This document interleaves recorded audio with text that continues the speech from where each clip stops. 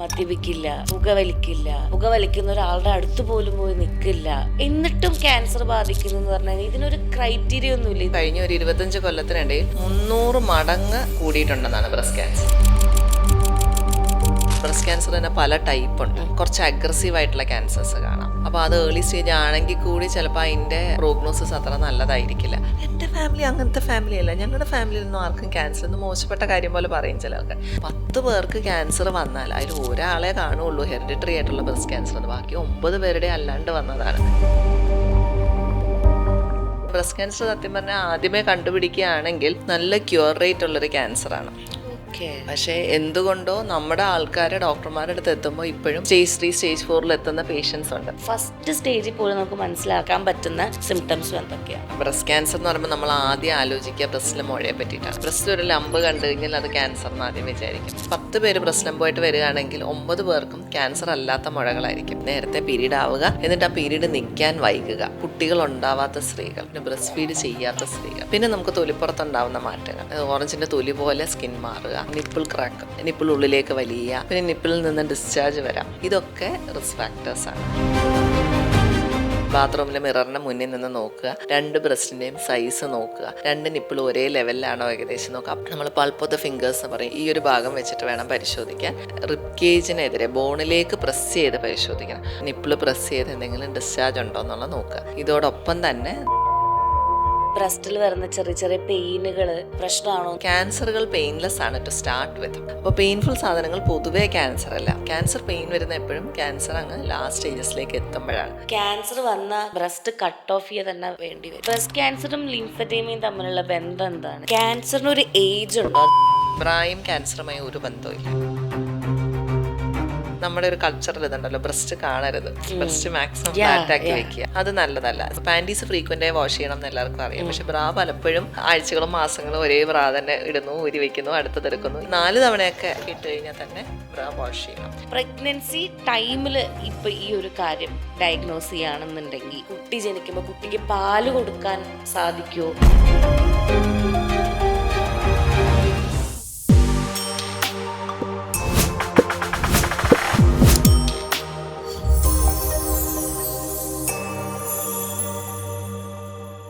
Hi guys, welcome to pick. ആദ്യം തന്നെ എനിക്ക് പറഞ്ഞു തുടങ്ങാനുള്ള ഒരു കാര്യം, ഞങ്ങൾ ഈ ഒരു പോഡ്കാസ്റ്റ് ചാനൽ സ്റ്റാർട്ട് ചെയ്യുന്ന സമയത്ത് നമുക്കൊരു ഗോൾ ഉണ്ടായിരുന്നു. എന്ത് ടോപ്പിക്ക് സംസാരിക്കണം, അല്ലെങ്കിൽ ഏതൊരു ഓഡിയൻസിലേക്ക് എത്തിക്കണം എന്നുള്ളത്. പക്ഷേ ഈ ഒരു 2 മന്ത്സിനുള്ളിൽ തന്നെ അത് കറക്റ്റായിട്ട് നമുക്കത് ഡെലിവർ ചെയ്യാൻ പറ്റി. നിങ്ങളത് ഞങ്ങൾക്ക് അത്രയും നന്നായി സപ്പോർട്ട് ചെയ്ത് തരുന്നു. സോ നമ്മൾ ഓരോ ടോപ്പിക്സ് എടുക്കുമ്പോഴും അതൊരു ഫീമെയിൽ ഓറിയൻറ്റഡ് എന്നതിനപ്പുറം ഓരോരുത്തർക്കും അതൊരു ഇൻഫോർമേറ്റീവ് ആയിരിക്കണം എന്നായിരിക്കും ഞങ്ങൾ ഏറ്റവും കൂടുതൽ ചിന്തിക്കുക. ഇതൊരു ജെൻഡർ ഓറിയൻറ്റഡ് ആയിട്ട് നമ്മൾ എന്തെങ്കിലും നിലകൊള്ളുന്നതിനേക്കാൾ അപ്പുറം നമ്മളൊരു ഫീമെയിൽ പെർസ്പെക്റ്റീവിലാണ് ഈ ചാനലിൻ്റെ ഒരു കോർ ഡെപ്ത് കിടക്കുന്നത്. സോ ഇന്നത്തെ ഞാൻ ചർച്ച ചെയ്യാൻ പോകുന്ന ഒരു ടോപ്പിക്ക്, നമ്മളിതിന് മുന്നേയും ഒരുപാട് നമുക്ക് ആഗ്രഹമുണ്ട് ഇതിനെപ്പറ്റി അറിയാൻ വേണ്ടിയിട്ടും കാര്യങ്ങളും. യെസ്, ബ്രസ്റ്റ് ക്യാൻസറിനെ പറ്റിയിട്ടാണ്. സോ ഇത് നമ്മൾ മുന്നേയും ഈ ടോപ്പിക്ക് നമ്മൾ ഗ്രൂപ്പിലായാലും ഇങ്ങനെ ചർച്ച ചെയ്യുമ്പോൾ നമുക്ക് ഏറ്റവും കൂടുതൽ ഇതിനെ ആര് വന്ന് സംസാരിച്ചാലാണ് എല്ലാ ഡൗട്ടും ക്ലിയർ ചെയ്യാൻ പറ്റുക എന്ന് നമ്മൾ നോക്കി നമ്മൾ ക്യൂറേറ്റ് ചെയ്ത് നമ്മൾ അതിന്നൊരു ഗസ്റ്റിനെ നമ്മൾ സെലക്ട് ചെയ്തിരിക്കുകയാണ്. കൊച്ചി മെഡിക്കൽ ട്രസ്റ്റിൽ ഗൈനക്കോളജിസ്റ്റായിട്ട് വർക്ക് ചെയ്യുന്ന Surya Jayaram. Hi ma'am, how are you? Fine. So ma'am, വളരെ എല്ലാവരും ആഗ്രഹിക്കുന്ന ഒരു ടോപ്പിക്കാണ് ഈ ഒരു കാര്യത്തെ പറ്റി അറിയാൻ വേണ്ടിയിട്ട്. ഒരുപാട് മിസ്ലീഡിങ് കാര്യങ്ങൾ ചിലപ്പോൾ സോഷ്യൽ മീഡിയയിൽ ഇഷ്ടം പോലെ നടക്കുന്നുണ്ട്. ഇപ്പോൾ നമ്മൾ ഒരു തമാശയ്ക്ക് പറയുകയാണെങ്കിൽ ഒരു തലവേദന വന്ന് ഗൂഗിളിൽ അടിച്ചു കഴിഞ്ഞാൽ അതൊരു ക്യാൻസറാണെന്ന് പറയുന്ന ഒരു കാലഘട്ടത്തിലാണ് ഇപ്പോൾ നമ്മൾ നിൽക്കുന്നത്. സോ ഇതിൻ്റെ ഒരു സീരിയസ്നെസ് വെച്ചിട്ട് തന്നെ എനിക്ക് ആദ്യം സ്റ്റാർട്ട് ചെയ്യണം. ഇപ്പോൾ മാം ഒരു ഡോക്ടറാണ്. സോ ഇപ്പോൾ നമ്മൾ പറയില്ലേ, ഒരു 10ൽ ഒരു 2 പേരെ എടുത്തു കഴിഞ്ഞാൽ അവർക്ക് ബ്രസ്റ്റ് ക്യാൻസർ ഉണ്ടാവും. അങ്ങനത്തെ ഒരു ഡേഞ്ചറസ് സിറ്റുവേഷൻ ആണോ ഇപ്പോൾ കടന്നു പോകുന്നത്? ഡേഞ്ചറസ് സിറ്റുവേഷൻ ആണോ എന്ന് പറഞ്ഞാലാണ്. കാരണം പൊതുവേ cancers are on the rise. കേരളത്തിൽ തന്നെ ക്യാൻസർ പണ്ട് ഡിറ്റക്ട് ചെയ്തിരുന്നതിൽ നിന്നും ഒരുപാട് കൂടുതലാണ് നമ്മളിപ്പോൾ കണ്ടുവരുന്നത്. അപ്പം ബ്രസ്റ്റ് ക്യാൻസറിൻ്റെ കാര്യം എടുത്തു കഴിഞ്ഞാൽ പഠനങ്ങൾ സൂചിപ്പിക്കുന്ന കഴിഞ്ഞ ഒരു 25 കൊല്ലത്തിനിടയിൽ 300 മടങ്ങ് കൂടിയിട്ടുണ്ടെന്നാണ് ബ്രസ്റ്റ് ക്യാൻസർ. 300 മടങ്ങ്, ദാറ്റ്സ് എ ഹ്യൂജ് നമ്പർ അല്ലേ? അപ്പോൾ അങ്ങനെ നോക്കുമ്പോൾ it is A very serious situation. പണ്ടൊക്കെ നമുക്ക് ഇന്ത്യയിൽ സെർവൈക്കൽ ക്യാൻസർ ആയിരുന്നു സ്ത്രീകളിൽ ഏറ്റവും കൂടുതൽ കാണുന്ന ക്യാൻസർ. സെർവൈക്കൽ ക്യാൻസർ എന്ന് പറഞ്ഞാൽ ഗർഭാശയ ഗളം, ആ നെക്ക് ഓഫ് ദ യൂട്രസിന് വരുന്ന ക്യാൻസർ. ഓക്കെ. ബ്രസ്റ്റ് ക്യാൻസർ ഒരു രണ്ടാമതോ മൂന്നാമതോ നിന്നിരുന്ന ക്യാൻസർ ആയിരുന്നു. പക്ഷേ ഇപ്പോൾ സർവൈക്കൽ ക്യാൻസർ അല്ല, ബ്രസ്റ്റ് ക്യാൻസറാണ് ഇന്ത്യയിലെ ഫീമെയിൽസിലെ ലീഡിങ് കോസ് ഓഫ് ക്യാൻസർ. അപ്പോൾ അതിൻ്റെ റീസൺ ഒരു പക്ഷേ നമ്മൾ സർവൈക്കൽ ക്യാൻസർ കൂടുന്നു എന്ന് കണ്ടപ്പോൾ അതിനുള്ള സ്ക്രീനിങ് പ്രോഗ്രാംസ് ഗവൺമെൻറ് ഇൻറ്റൻസിഫൈ ചെയ്തു. പാപ്സ്മിയർ എന്നൊക്കെ പറയുന്ന സംഭവങ്ങൾ എല്ലാവരും അറിഞ്ഞ് ചെയ്യാൻ തുടങ്ങി. പിന്നെ നമുക്ക് HPV വാക്സിൻ വന്നു. അതൊക്കെ ഇപ്പോൾ റീസെൻ്റ് ആണെങ്കിലും കുറച്ചുകൂടി ആൾക്കാരിലെ അവയർനെസ് വന്നതുകൊണ്ട് തന്നെയാണ് സർവൈക്കൽ ക്യാൻസർ കുറഞ്ഞത്. പക്ഷെ അപ്പോൾ ബ്രസ്റ്റ് ക്യാൻസർ കൂടി. അപ്പോൾ ബ്രസ്റ്റ് ക്യാൻസർ കൂടിയതിൻ്റെ റീസൺ ബ്രസ്റ്റ് ക്യാൻസർ കുറച്ചുകൂടി നമ്മുടെ ലൈഫ് സ്റ്റൈലുമായിട്ട് ലിങ്ക്ഡ് ആയിട്ടുള്ളത് ഒരു ഫാക്ടർ തന്നെയാണ്. നമ്മുടെ ലൈഫ് സ്റ്റൈൽ ഡിസീസസ് കൂടിയതനുസരിച്ച് ബ്രസ്റ്റ് ക്യാൻസറും അതിനോടൊപ്പം തന്നെ കൂടി വന്നു എന്ന് വേണം നമുക്ക് കരുതാൻ. അപ്പോൾ it is A dangerous situation. അതിൽ ഏറ്റവും വലിയ ഒരു ഫാക്റ്റ് എന്താണെന്ന് വെച്ച് കഴിഞ്ഞാൽ ബ്രസ്റ്റ് ക്യാൻസർ സത്യം പറഞ്ഞാൽ ആദ്യമേ കണ്ടുപിടിക്കുകയാണെങ്കിൽ നല്ല ക്യൂർ റേറ്റ് ഉള്ളൊരു ക്യാൻസറാണ്. ഓക്കെ. പക്ഷേ എന്തുകൊണ്ടോ നമ്മുടെ ആൾക്കാരെ ഡോക്ടർമാരുടെ അടുത്ത് എത്തുമ്പോൾ ഇപ്പോഴും പലപ്പോഴും സ്റ്റേജ് 3 സ്റ്റേജ് 4 എത്തുന്ന പേഷ്യൻസ് ഉണ്ട്. So that is A sad situation.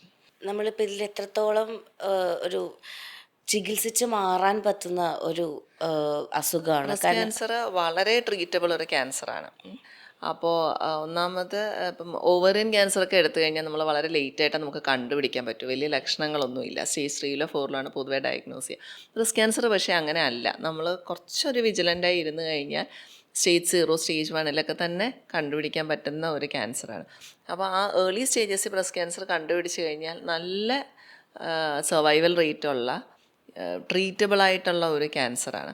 ഒരു 90% കേസസും നമുക്ക് ഏർലി സ്റ്റേജിൽ കണ്ടുപിടിച്ചാൽ ട്രീറ്റബിളാണ്. ലേറ്റ് സ്റ്റേജസ് ആകുമ്പോഴാണ് പ്രശ്നം തുടങ്ങുന്നത്. അപ്പോൾ ഈ 90% ട്രീറ്റബിൾ ആയിട്ടുള്ള ഒരു ക്യാൻസർ എന്തുകൊണ്ട് ഇത്രയും പ്രശ്നങ്ങൾ ഉണ്ടാക്കുന്നു എന്നുള്ളതും നമ്മൾ ആലോചിക്കണം. ഇപ്പം ഈ 90% ട്രീറ്റബിൾ ആണ് നമുക്ക് ഇത് ആദ്യം അറിയുകയാണെങ്കിൽ എന്ന് പറഞ്ഞപ്പം ഈ ഒരു 10% എന്നുള്ളതുണ്ട്. അത് മാത്രമല്ലാതെ അത് ആ 10% നമുക്ക് ഇപ്പം ക്യാൻസറുകൾ ബ്രസ്റ്റ് ക്യാൻസർ തന്നെ പല ടൈപ്പുണ്ട്. കുറച്ച് അഗ്രസീവായിട്ടുള്ള ക്യാൻസേഴ്സ് കാണാം. അപ്പോൾ അത് ഏർലി സ്റ്റേജ് ആണെങ്കിൽ കൂടി ചിലപ്പോൾ അതിൻ്റെ പ്രോഗ്നോസിസ് അത്ര നല്ലതായിരിക്കില്ല. പിന്നെ കണ്ടുപിടിക്കുമ്പോഴത്തെ പ്രായം, ഇപ്പോൾ ഒത്തിരി പ്രായമുള്ള ഒരാളിലാണ് നമ്മൾ കണ്ടുപിടിക്കുന്നതെങ്കിൽ ചികിത്സയ്ക്കും അതിൻ്റേതായ പരിമിതികളുണ്ടാകും. കാരണം അത്രയും ഈ കീമോതെറാപ്പി അങ്ങനത്തെ സാധനങ്ങളൊന്നും അവർ ചിലപ്പോൾ താങ്ങിയെന്ന് വരില്ല. അപ്പോൾ അങ്ങനത്തെ ഫാക്ടേഴ്സും കൂടെ എടുക്കുമ്പോഴാണ് ഈ ഒരു 10% നമുക്ക് അപ്പോഴും പ്രശ്നം വരുന്നത്. ഇപ്പം ഈ എല്ലാവരും ഇപ്പോൾ ഇത് കണ്ടുകൊണ്ടിരിക്കുന്ന എല്ലാവരും ഇപ്പോൾ ഒരു ഡൗട്ട് ഉണ്ടാവുകയും ദൈവമേ എനിക്കുണ്ടാവും അങ്ങനെ നമ്മൾ ചിന്തിക്കുന്ന ആൾക്കാരാണ്. സോ കറക്റ്റായിട്ട് നമുക്ക് ഡയഗ്നോസ് ചെയ്യാം, അല്ലെങ്കിൽ നമുക്ക് സെൽഫായിട്ട് മനസ്സിലാക്കാൻ പറ്റുന്ന കാര്യങ്ങൾ എന്തൊക്കെയാണ്, സിംറ്റംസ് എന്തൊക്കെയാണ് ഇതിൻ്റെ? അപ്പം നമുക്കെല്ലാം അറിയാം, ബ്രസ്റ്റ് ക്യാൻസർ എന്ന് പറയുമ്പോൾ നമ്മൾ ആദ്യം ആലോചിക്കുക ബ്രസ്റ്റിലെ മുഴയെ പറ്റിയിട്ടാണ് അല്ലേ. എല്ലാവരും ബ്രസ്റ്റിലൊരു ലംബ് കണ്ടു കഴിഞ്ഞാൽ അത് ക്യാൻസർ എന്ന് ആദ്യം വിചാരിക്കും. ബ്രസ്റ്റിലെ ലംബ് പക്ഷേ നമ്മളെപ്പോഴും ആലോചിക്കണം, ഒരു 10 പേര് ബ്രസ്റ്റ് ലംബമായിട്ട് വരികയാണെങ്കിൽ 9 പേർക്കും ക്യാൻസർ അല്ലാത്ത മുഴകളായിരിക്കും. 90% breast lambs R non cancerous. നമുക്ക് ക്യാൻസർ അല്ലാത്ത ഒരുപാട് മുഴകളുണ്ട്. ഫൈബ്രോയിഡനോമ, ബ്രസ്റ്റിലെ സിസ്റ്റുകൾ, ഫൈബ്രോസിസ്റ്റിക് ഡിസീസാണ്. നമുക്ക് പീരീഡിൻ്റെ സമയത്തൊക്കെ പെയിനും ഒരു ബ്രസ്റ്റിലെ ഒരു സെൻസിറ്റീവ് ആവുക, ബ്രസ്റ്റ് ആ സമയത്തൊരു ലംബനസ് തോന്നുക, അതൊക്കെ. പിന്നെ നമുക്ക് ചിലപ്പോൾ എന്തെങ്കിലും ഇൻഫെക്ഷൻസ് വന്നാൽ, പ്രത്യേകിച്ചും ഈ പ്രഗ്നൻസി ബ്രസ്റ്റ് ഫീഡിങ് സമയത്തൊക്കെ പാല് കെട്ടി കിടന്നിട്ട് ആപ്സസ് വരാം. അല്ലാതെ തൊലിയുടെ അടിയിലൊക്കെ ആപ്സസ് വരാം. ബ്രസ്റ്റിൽ ഫാറ്റ് ഇഷ്യൂ ഉള്ളതുകൊണ്ട് ഫാറ്റിലെ ട്യൂമേഴ്സ്, ലൈപ്പോമാസ് എന്നൊക്കെ പറഞ്ഞ് വരാം. പിന്നെ ചിലപ്പോൾ ചെറിയ രീതിയിലെ ചതവുകൾ, ട്രോമ, ഇതൊക്കെ ആയിരിക്കും ചിലപ്പോൾ ലംബുകളായിട്ട് വരിക.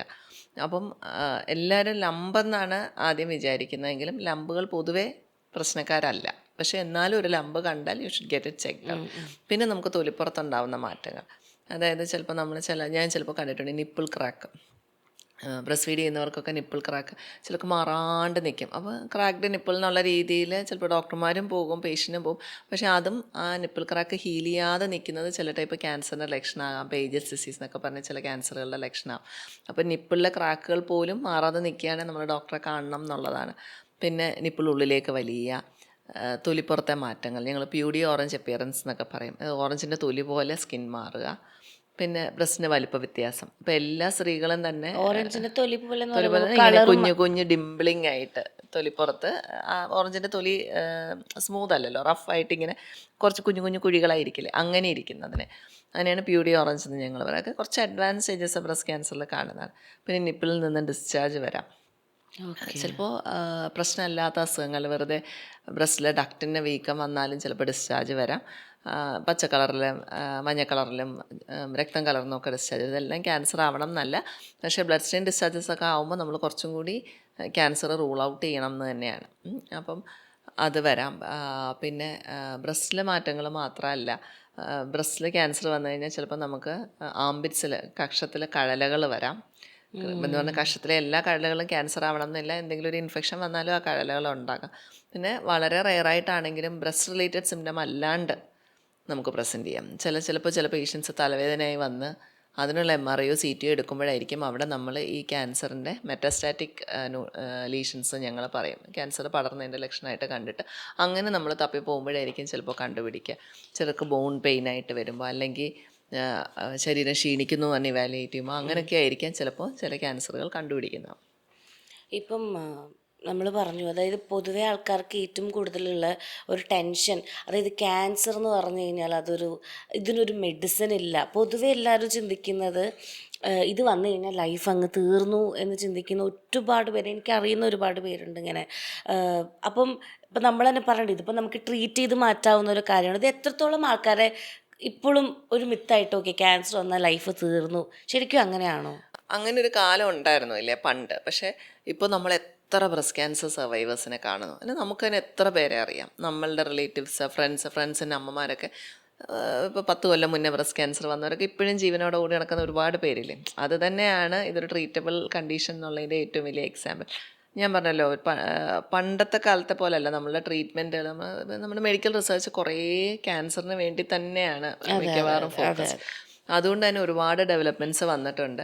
Chemotherapy, radiotherapy. പിന്നെ പണ്ടത്തെ പോലെയല്ല, പുതിയ കീമോതെറാപ്പിയുടെ ഡ്രഗ്സൊക്കെ കുറച്ചുകൂടെ ടൈലർ ചെയ്ത് പഴയ പോലെ പ്രോബ്ലംസ് ഇല്ലാതെ, സൈഡ് എഫക്ട്സ് കുറച്ച്, അങ്ങനെയൊക്കെ നമ്മൾ കുറച്ചുകൂടി ഒത്തിരി മുന്നിലെത്തിയിട്ടുണ്ട് ക്യാൻസർ ട്രീറ്റ്മെൻറ്റ്. ഞാൻ കേട്ടിട്ടുണ്ട് ആക്ച്വലി, ഇപ്പം ക്യാൻസർ വന്ന ഒരാൾക്ക് ആക്ച്വലി അയാൾ മരിക്കുന്നത് ക്യാൻസർ കൊണ്ടല്ല, ഈ കീമോൻ്റെ കുറേ സൈഡ് എഫക്ട്സ് കൊണ്ട്, ഈ കിഡ്നി ഫെയിലിയർ അങ്ങനെ വന്നിട്ടാണ്. അതൊക്കെ വളരെ വളരെ റെയറായിട്ടുള്ള കാര്യങ്ങളാണ്. സത്യം പറഞ്ഞാൽ നമ്മളിപ്പോഴും നോക്കിക്കഴിഞ്ഞ് കഴിഞ്ഞാൽ കേരളത്തിൽ ക്യാൻസർ റിലേറ്റഡ് ഡെത്തിനേക്കാളും കൂടുതൽ നമ്മുടെ നാട്ടിലെ ഏറ്റവും കൂടുതൽ ആളുകൾ മരിക്കുന്നത് എന്തുകൊണ്ടാണ്? ഹാർട്ടിൻ്റെ അസുഖങ്ങൾ, ഹാർട്ട് അറ്റാക്ക് കാരണം. അപ്പോൾ ഇപ്പോഴും ക്യാൻസർ കാരണമല്ല കൂടുതൽ, ഇത്രയും ക്യാൻസറിൻ്റെ നമ്പർ കൂടിയെങ്കിലും മരണം ഇപ്പോഴും കാർഡിയാക് ഡിസീസസ് കൊണ്ട് തന്നെയാണ്. അപ്പം അതും നമ്മളുടെ ലൈഫ് സ്റ്റൈലിൻ്റെ റിഫ്ലക്ഷനാണ് ആ കാണിക്കുന്നത്. അപ്പോൾ ക്യാൻസർ എന്ന് കേൾക്കുമ്പോൾ ജീവിതം അവിടെ തീർന്നു എന്ന് വിചാരിക്കരുത്. ഇപ്പം early stage 0, stage 1 breast cancers ഒക്കെ ആണെങ്കിൽ നമ്മുടെ 5 year സർവൈവൽ 91%. 5 കൊല്ലം കഴിയുമ്പോൾ ജീവിക്കാനുള്ള സാധ്യത ഒരു 9%. അപ്പോൾ 10 പേരിൽ 9 പേരും കുഴപ്പമില്ലാതെ പോകുന്നു എന്നാണ്. 10 year സർവൈവൽ ഓൾമോസ്റ്റ് 80 to 85%, ഉണ്ട്. 15 year സർവൈവൽ, 15 കൊല്ലം ജീവിച്ചിരിക്കുന്നത് 80% ആൾക്കാർ. അപ്പോൾ ആ നമ്പർ നമ്മൾ നോക്കിക്കഴിഞ്ഞാൽ 10 പേര് ക്യാൻസറായി വന്നാൽ, ഏർലി സ്റ്റേജ് ക്യാൻസർ ആണെങ്കിൽ അതിൽ 8 പേരും 15 കൊല്ലത്തിന് ശേഷവും ജീവിച്ചിരിക്കുന്നു എന്നുള്ളതാണ്. അതാണ് നമ്മൾ ഇത്രയധികം നമുക്ക് തന്നെ നോക്കുമ്പോൾ അറിയാം നമ്മുടെ സമൂഹത്തിൽ എന്തോരം ബ്രസ്റ്റ് ക്യാൻസർ സർവൈവേഴ്സിനെ നമ്മൾ കാണുന്നു. അപ്പോൾ that itself shows it is a treatable condition. Cancers ഒരിക്കലും നമ്മൾ ക്യൂറബിൾ എന്ന് പറയാൻ പറ്റില്ല, കാരണം you need to be under follow. അപ്പോൾ തിരിച്ചു വരുന്നോ എന്നുള്ളത് നോക്കിയിരിക്കണം. അപ്പം പക്ഷേ it is a treatable condition. ഇപ്പം മാമിൻ്റെ അടുത്ത് തന്നെ, ഇപ്പം നമുക്ക് ഔട്ട് ഓഫ് ക്യൂരിയോസിറ്റി ഞാൻ ചോദിക്കുകയാണ്, ഏതെങ്കിലും ഒരു പേഷ്യൻറ്റോ എന്തെങ്കിലും നമുക്ക് ഇത് ഭയങ്കര ഒരു സീരിയസ് ആയിട്ടുള്ളൊരു ഇഷ്യൂ ആണ് എന്ന് മാം കൺസൾട്ട് ചെയ്ത, അല്ലെങ്കിൽ മാം ഡയഗ്നോസ് ചെയ്ത എന്തെങ്കിലും കേസുകളും കാര്യങ്ങളും ഉണ്ടോ? അല്ല, ചില പേഷ്യൻസിനെ നമ്മൾ മറക്കില്ല. വെച്ച് വഷളാക്കി, സൂചി കൊണ്ട് എടുക്കേണ്ടതിനെ തൂമ്പ് എടുക്കേണ്ട അവസ്ഥ ആക്കുക എന്ന് പറയുന്ന രീതിയിലാക്കി കൊണ്ടുവരുന്ന ഒരുപാട് പേഷ്യൻസ് ഉണ്ട്. ഒരു പേഷ്യൻ്റ് എനിക്കിപ്പോഴും ഓർമ്മയുണ്ട്. പേഷ്യൻ്റെ ഹസ്ബൻഡ് ആ പേഷ്യനെ കൊണ്ടുവരുന്നത്. അപ്പോൾ വരുമ്പോൾ പറയുന്നത് ഹസ്ബൻഡ് മെർച്ചൻ്റ് നേവിയിലോ മറ്റോ ആണ്. അപ്പോൾ പുള്ളി 6 മാസം കൂടുമ്പോഴേ വരുന്നുള്ളൂ. അപ്പോൾ പുള്ളി വന്നപ്പോഴാണ് ഒരു 55-60 വയസ്സുള്ള ഒരു ലേഡിയാണ്, വെരി ഹെൽത്തി, കണ്ടാൽ ഒരു പ്രശ്നം, സുന്ദരിയായ സ്ത്രീ. അപ്പോൾ അപ്പോഴാണ് പറയുന്നത് ഒരു അൾസറുണ്ട് ബ്രസ്റ്റിൽ, എന്ന് വെച്ചാൽ തൊലിപ്പുറത്തൊരു വ്രണമുണ്ട് ബ്രസ്റ്റിൽ. ഇവർ ഈ ബ്രായ്ക്കകത്ത് ഒരു ഗോസും കോട്ടണും ഒക്കെ വെച്ചിട്ട് ഇവരിങ്ങനെ മാനേജ് ചെയ്ത് നടക്കുകയാണ്. She's going about with Har daily work. ആർക്കും അറിയില്ല ഇവർക്കൊരു പ്രശ്നമുണ്ടെന്ന്. 6 മാസമായി അതങ്ങനെ കാണാൻ തുടങ്ങിയിട്ട്. അപ്പം ഞാൻ നോക്കിയപ്പോൾ വളരെ ലോക്കലി അഡ്വാൻസ്ഡ് ആയിട്ടുള്ള ബ്രസ്റ്റ് ക്യാൻസർ അൾസറേറ്റ് ചെയ്ത്. അപ്പോൾ നമ്മൾ ഇപ്പോഴത്തെ കാലത്ത് നമ്മൾ അങ്ങനെയൊന്നും അത്രയൊന്നും ആയ ബ്രസ്റ്റ് ക്യാൻസേഴ്സ് കാണാൻ കിട്ടില്ല, കാരണം ആൾക്കാർ വളരെ അവെയറാണ്. അപ്പോൾ അപ്പോഴാണ് അവർ പറയുന്നത്, ഇല്ല ഞാൻ ഡോക്ടറെ കാണിച്ചു, അപ്പോൾ ഞാൻ ചെയ്ത ഡോക്ടർ, അപ്പോൾ ഒരു ആയുർവേദ ഡോക്ടറെ കാണിച്ചു. അപ്പോൾ ഞാൻ ചോദിച്ചു, ആ ഡോക്ടർ പരിശോധിച്ച് നോക്കി. അപ്പോൾ ആ ഡോക്ടർ പരിശോധിച്ച് നോക്കിയിട്ടില്ല, ആ ഡോക്ടർ കണ്ടിട്ടേ ഇല്ല, ഒരുപക്ഷെ ഈ സ്ത്രീ പറഞ്ഞിട്ടുണ്ടാവില്ല ഇത്രയൊക്കെ പ്രശ്നമുണ്ടെന്ന്.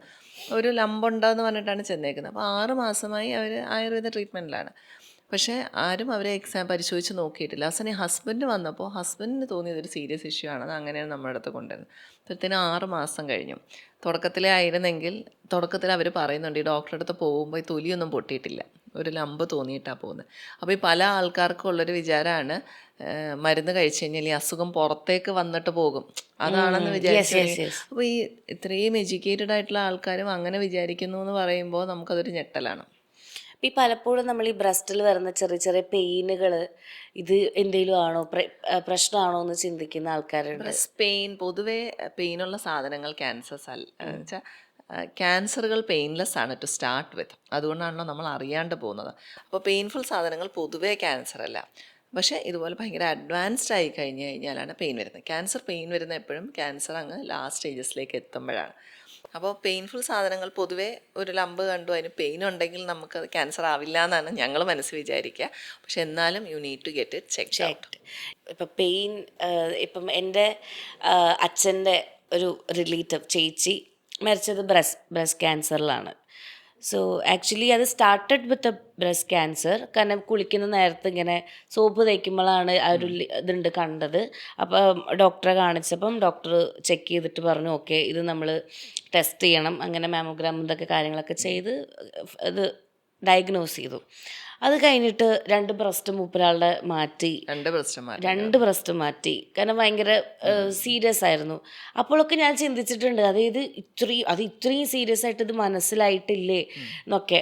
പിന്നീട് ആൾ ഓക്കെ ആയിരുന്നു, okay in the sense like chemo എടുക്കുന്നുണ്ട് ഇതൊക്കെ ഉണ്ട്. പക്ഷെ ആൾ ഭയങ്കര ജോവിയലായിട്ടുള്ള ഒരാളായിരുന്നു. അതുകൊണ്ട് തന്നെ കുറച്ച് കാലം, ഒരു 1 ഇയർ 2 ഇയർ ഒക്കെ ആ രീതിക്ക് പോയി. പിന്നീട് അത് ബോണിലേക്ക് എടുത്തു, പിന്നീട് അത് ബ്ലഡിലേക്ക് എടുത്തു. അങ്ങനെ ഒരു മാക്സിമം പോയൊരു 2 അല്ലെങ്കിൽ 3 ഇയേഴ്സിൽ തന്നെ ആൾ പാസ്ഡ് അവേ.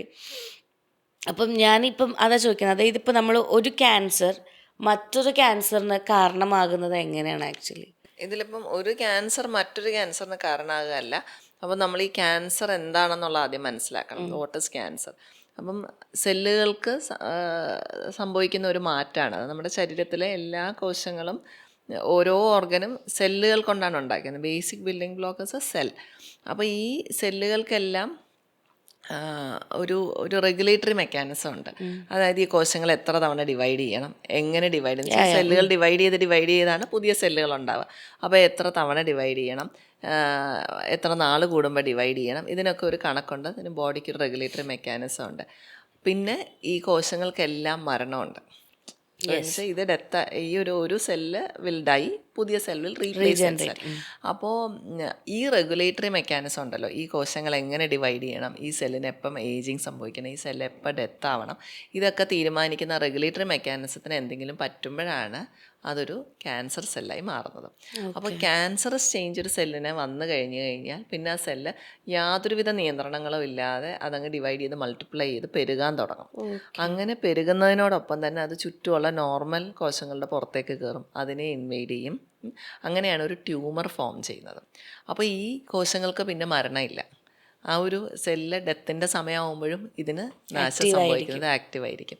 അപ്പം ചുറ്റുമുള്ള നോർമൽ ടിഷ്യൂവിനെ ഇൻവൈഡ് ചെയ്യും, അവിടേക്കൊക്കെ ഈ ക്യാൻസർ എൻക്രോച്ച് ചെയ്യുകയാണ്. അപ്പോൾ അതോടൊപ്പം തന്നെ ഇപ്പോൾ നമ്മുടെ ലങ്ങിലെ ഒരു ടിഷ്യൂ ആണെങ്കിൽ, ലങ്ങിലെ ഒരു സെല്ലാണെങ്കിൽ ലങ്ങിൽ തന്നെ നിൽക്കും. പക്ഷേ ക്യാൻസർ സെല്ലാകുമ്പോൾ അത് അവിടെ നിൽക്കാതെ നമ്മളെ ബ്ലഡ് സ്ട്രീമിൽ കൂടെ, ബ്ലഡിൽ കൂടെയും ലിംഫാറ്റിക്സിൽ കൂടെയും അത് ദൂരെയുള്ള സ്ഥലങ്ങളിലെത്തും. ബ്രെയിനിലെത്താം, ബോണിലെത്താം, ബാക്കി നട്ടെല്ലാം, അങ്ങനെ ഓരോരോ സ്ഥലങ്ങളിലും അതിനെത്താൻ പറ്റും. അതിനെയാണ് നമ്മൾ മെറ്റാസ്റ്റാറ്റിക് ക്യാൻസർ എന്ന് പറയുന്നത്. അത്രയൊക്കെ എത്തിക്കഴിഞ്ഞ് കഴിഞ്ഞാൽ അത് സ്റ്റേജ് 4 ആയി. മെറ്റാസ്റ്റാറ്റിക് ക്യാൻസറിന് സ്റ്റേജ് 4. അപ്പോൾ പിന്നെ ചികിത്സ കുറച്ചുകൂടി ബുദ്ധിമുട്ടാണ്. പിന്നെ നമ്മളീ പറഞ്ഞ പോലെ ആ ഡിസീസ്ഡ് കോശം മാത്രം മാറ്റിയാൽ പോരാ, ശരീരത്തിലാകമാനം എത്തിയേക്കുന്ന ക്യാൻസർ സെല്ലുകളെ നശിപ്പിക്കാനായി കീമോതെറാപ്പി, റേഡിയേഷൻ ഒക്കെ കൊടുക്കേണ്ടി വരും.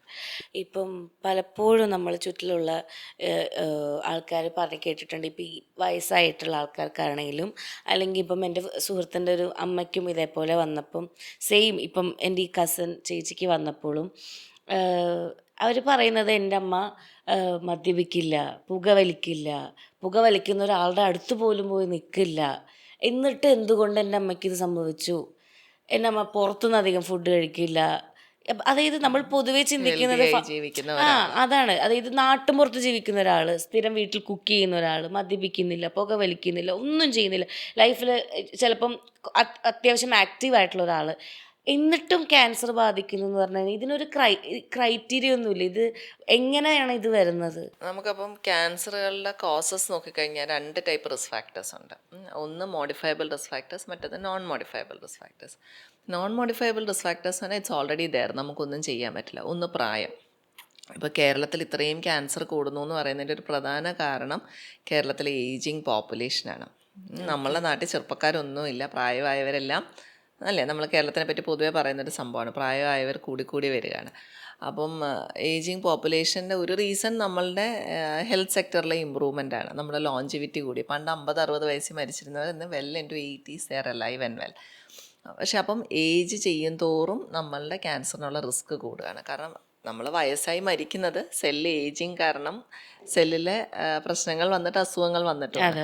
അപ്പോൾ അങ്ങനെ വരുമ്പോൾ സെല്ലിലെ ഈ അബ്നോർമൽ സെൽസ് ഉണ്ടാവാനുള്ള സാധ്യത പ്രായമാകുന്തോറും കൂടി വരുന്നു. അപ്പോൾ ക്യാൻസർ റിസ്ക് ഏജ് കൂടുന്തോറും കൂടുന്നു.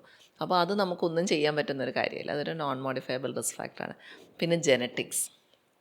ജെനറ്റിക്സ് എന്ന് പറയുമ്പോൾ നമുക്ക് ചില ജീനുകളുണ്ട്, നമുക്കറിയാം ഇത് പ്രശ്നക്കാരായ ജീനുകളാണ്. ഇപ്പോൾ BRCA1, BRCA1, BRCA2 എന്നൊക്കെ കേട്ടിട്ടുണ്ടാവും. നമ്മുടെ ആഞ്ചലിന ജോളിയൊക്കെ അമ്മയ്ക്കും അമ്മൂമ്മയ്ക്കും അമ്മയുടെ സിസ്റ്റേഴ്സിനും ഒക്കെ ക്യാൻസേഴ്സ് എന്ന് പറഞ്ഞിട്ട് പോയി ബ്രസ്റ്റൊക്കെ നേരത്തെ നീക്കം ചെയ്തു. അപ്പോൾ അങ്ങനത്തെ ജെനറ്റിക് ഹിസ്റ്ററി നമുക്ക് മനസ്സിലാവും. ഫാമിലിയിൽ അമ്മമാർക്കും അമ്മൂമ്മമാർക്കും അമ്മയുടെ സിസ്റ്റേഴ്സ് കസിൻസ് ഒത്തിരി പേർക്ക് ബ്രസ്റ്റ് മാത്രമല്ല യൂട്രസ് ഓവറിയൊക്കെ ക്യാൻസേഴ്സിൻ്റെ ഹിസ്റ്ററി കാണും. It's not just breast cancer, breast uterus and ovarian cancer are linked. Genetic cancer സിൻഡ്രോംസിൽ അത് ലിങ്ക്ഡ് ആണ്. അപ്പോൾ ഇങ്ങനത്തെ ക്യാൻസേഴ്സ് ഫാമിലിയിൽ കൂടുതലുണ്ടെങ്കിൽ you should get yourself tested. ഇങ്ങനെ ഒരു ജെനറ്റിക് എലമെൻ്റ് ഉണ്ടോ എന്ന് നോക്കുക. അപ്പം അങ്ങനെയാണെങ്കിലാണ് ഈ പ്രൊഫലാക്റ്റിക്കായിട്ട് ആഞ്ചലിന ജോളിയൊക്കെ ചെയ്തതുപോലെ യൂട്രസും ഓവറിയും ബ്രസ്റ്റും ഒക്കെ നീക്കം ചെയ്യുന്ന ആൾക്കാരുണ്ട് ഫാമിലിയൊക്കെ കംപ്ലീറ്റ് ചെയ്ത് കഴിഞ്ഞാൽ. അപ്പം ദാറ്റ് ഈസ് വൺ തിങ്. പക്ഷേ ഇതൊക്കെ നമുക്ക് അറിയാവുന്ന ജീനുകളാണ്. ഇതല്ലാണ്ട് എത്രയോ ജെനറ്റിക് മ്യൂട്ടേഷൻസ് ഉണ്ട് ക്യാൻസറിന് കോൺട്രിബ്യൂട്ട് ചെയ്യുന്നത്. അപ്പം ദോസ് ആർ നോട്ട് മോഡിഫയബിൾ. അത് നമുക്കൊന്നും ചെയ്യാൻ കഴിയില്ല. അങ്ങനെയുള്ളത് ഉണ്ടെന്ന് കണ്ടെത്തിയാൽ നേരത്തെ ഇതുപോലത്തെ പ്രൊഫൈലാക്റ്റിക് ട്രീറ്റ്മെൻറ്റ്സ് എടുക്കുക എന്നുള്ളതേ ഉള്ളൂ. പിന്നെ നമുക്ക് ഇപ്പോൾ നമ്മളുടെ ഈ ബ്രസ്റ്റ് ക്യാൻസറൊക്കെ നമുക്ക് ഈസ്ട്രജൻ സെൻസിറ്റീവ് ക്യാൻസേഴ്സാണ്. അതായത് അതുകൊണ്ടാണല്ലോ സ്ത്രീകൾക്ക് കൂടുതൽ വരുന്നത്. ഫീമെയിൽ ഹോർമോണാണ് അതിന് ഒരു കാരണം.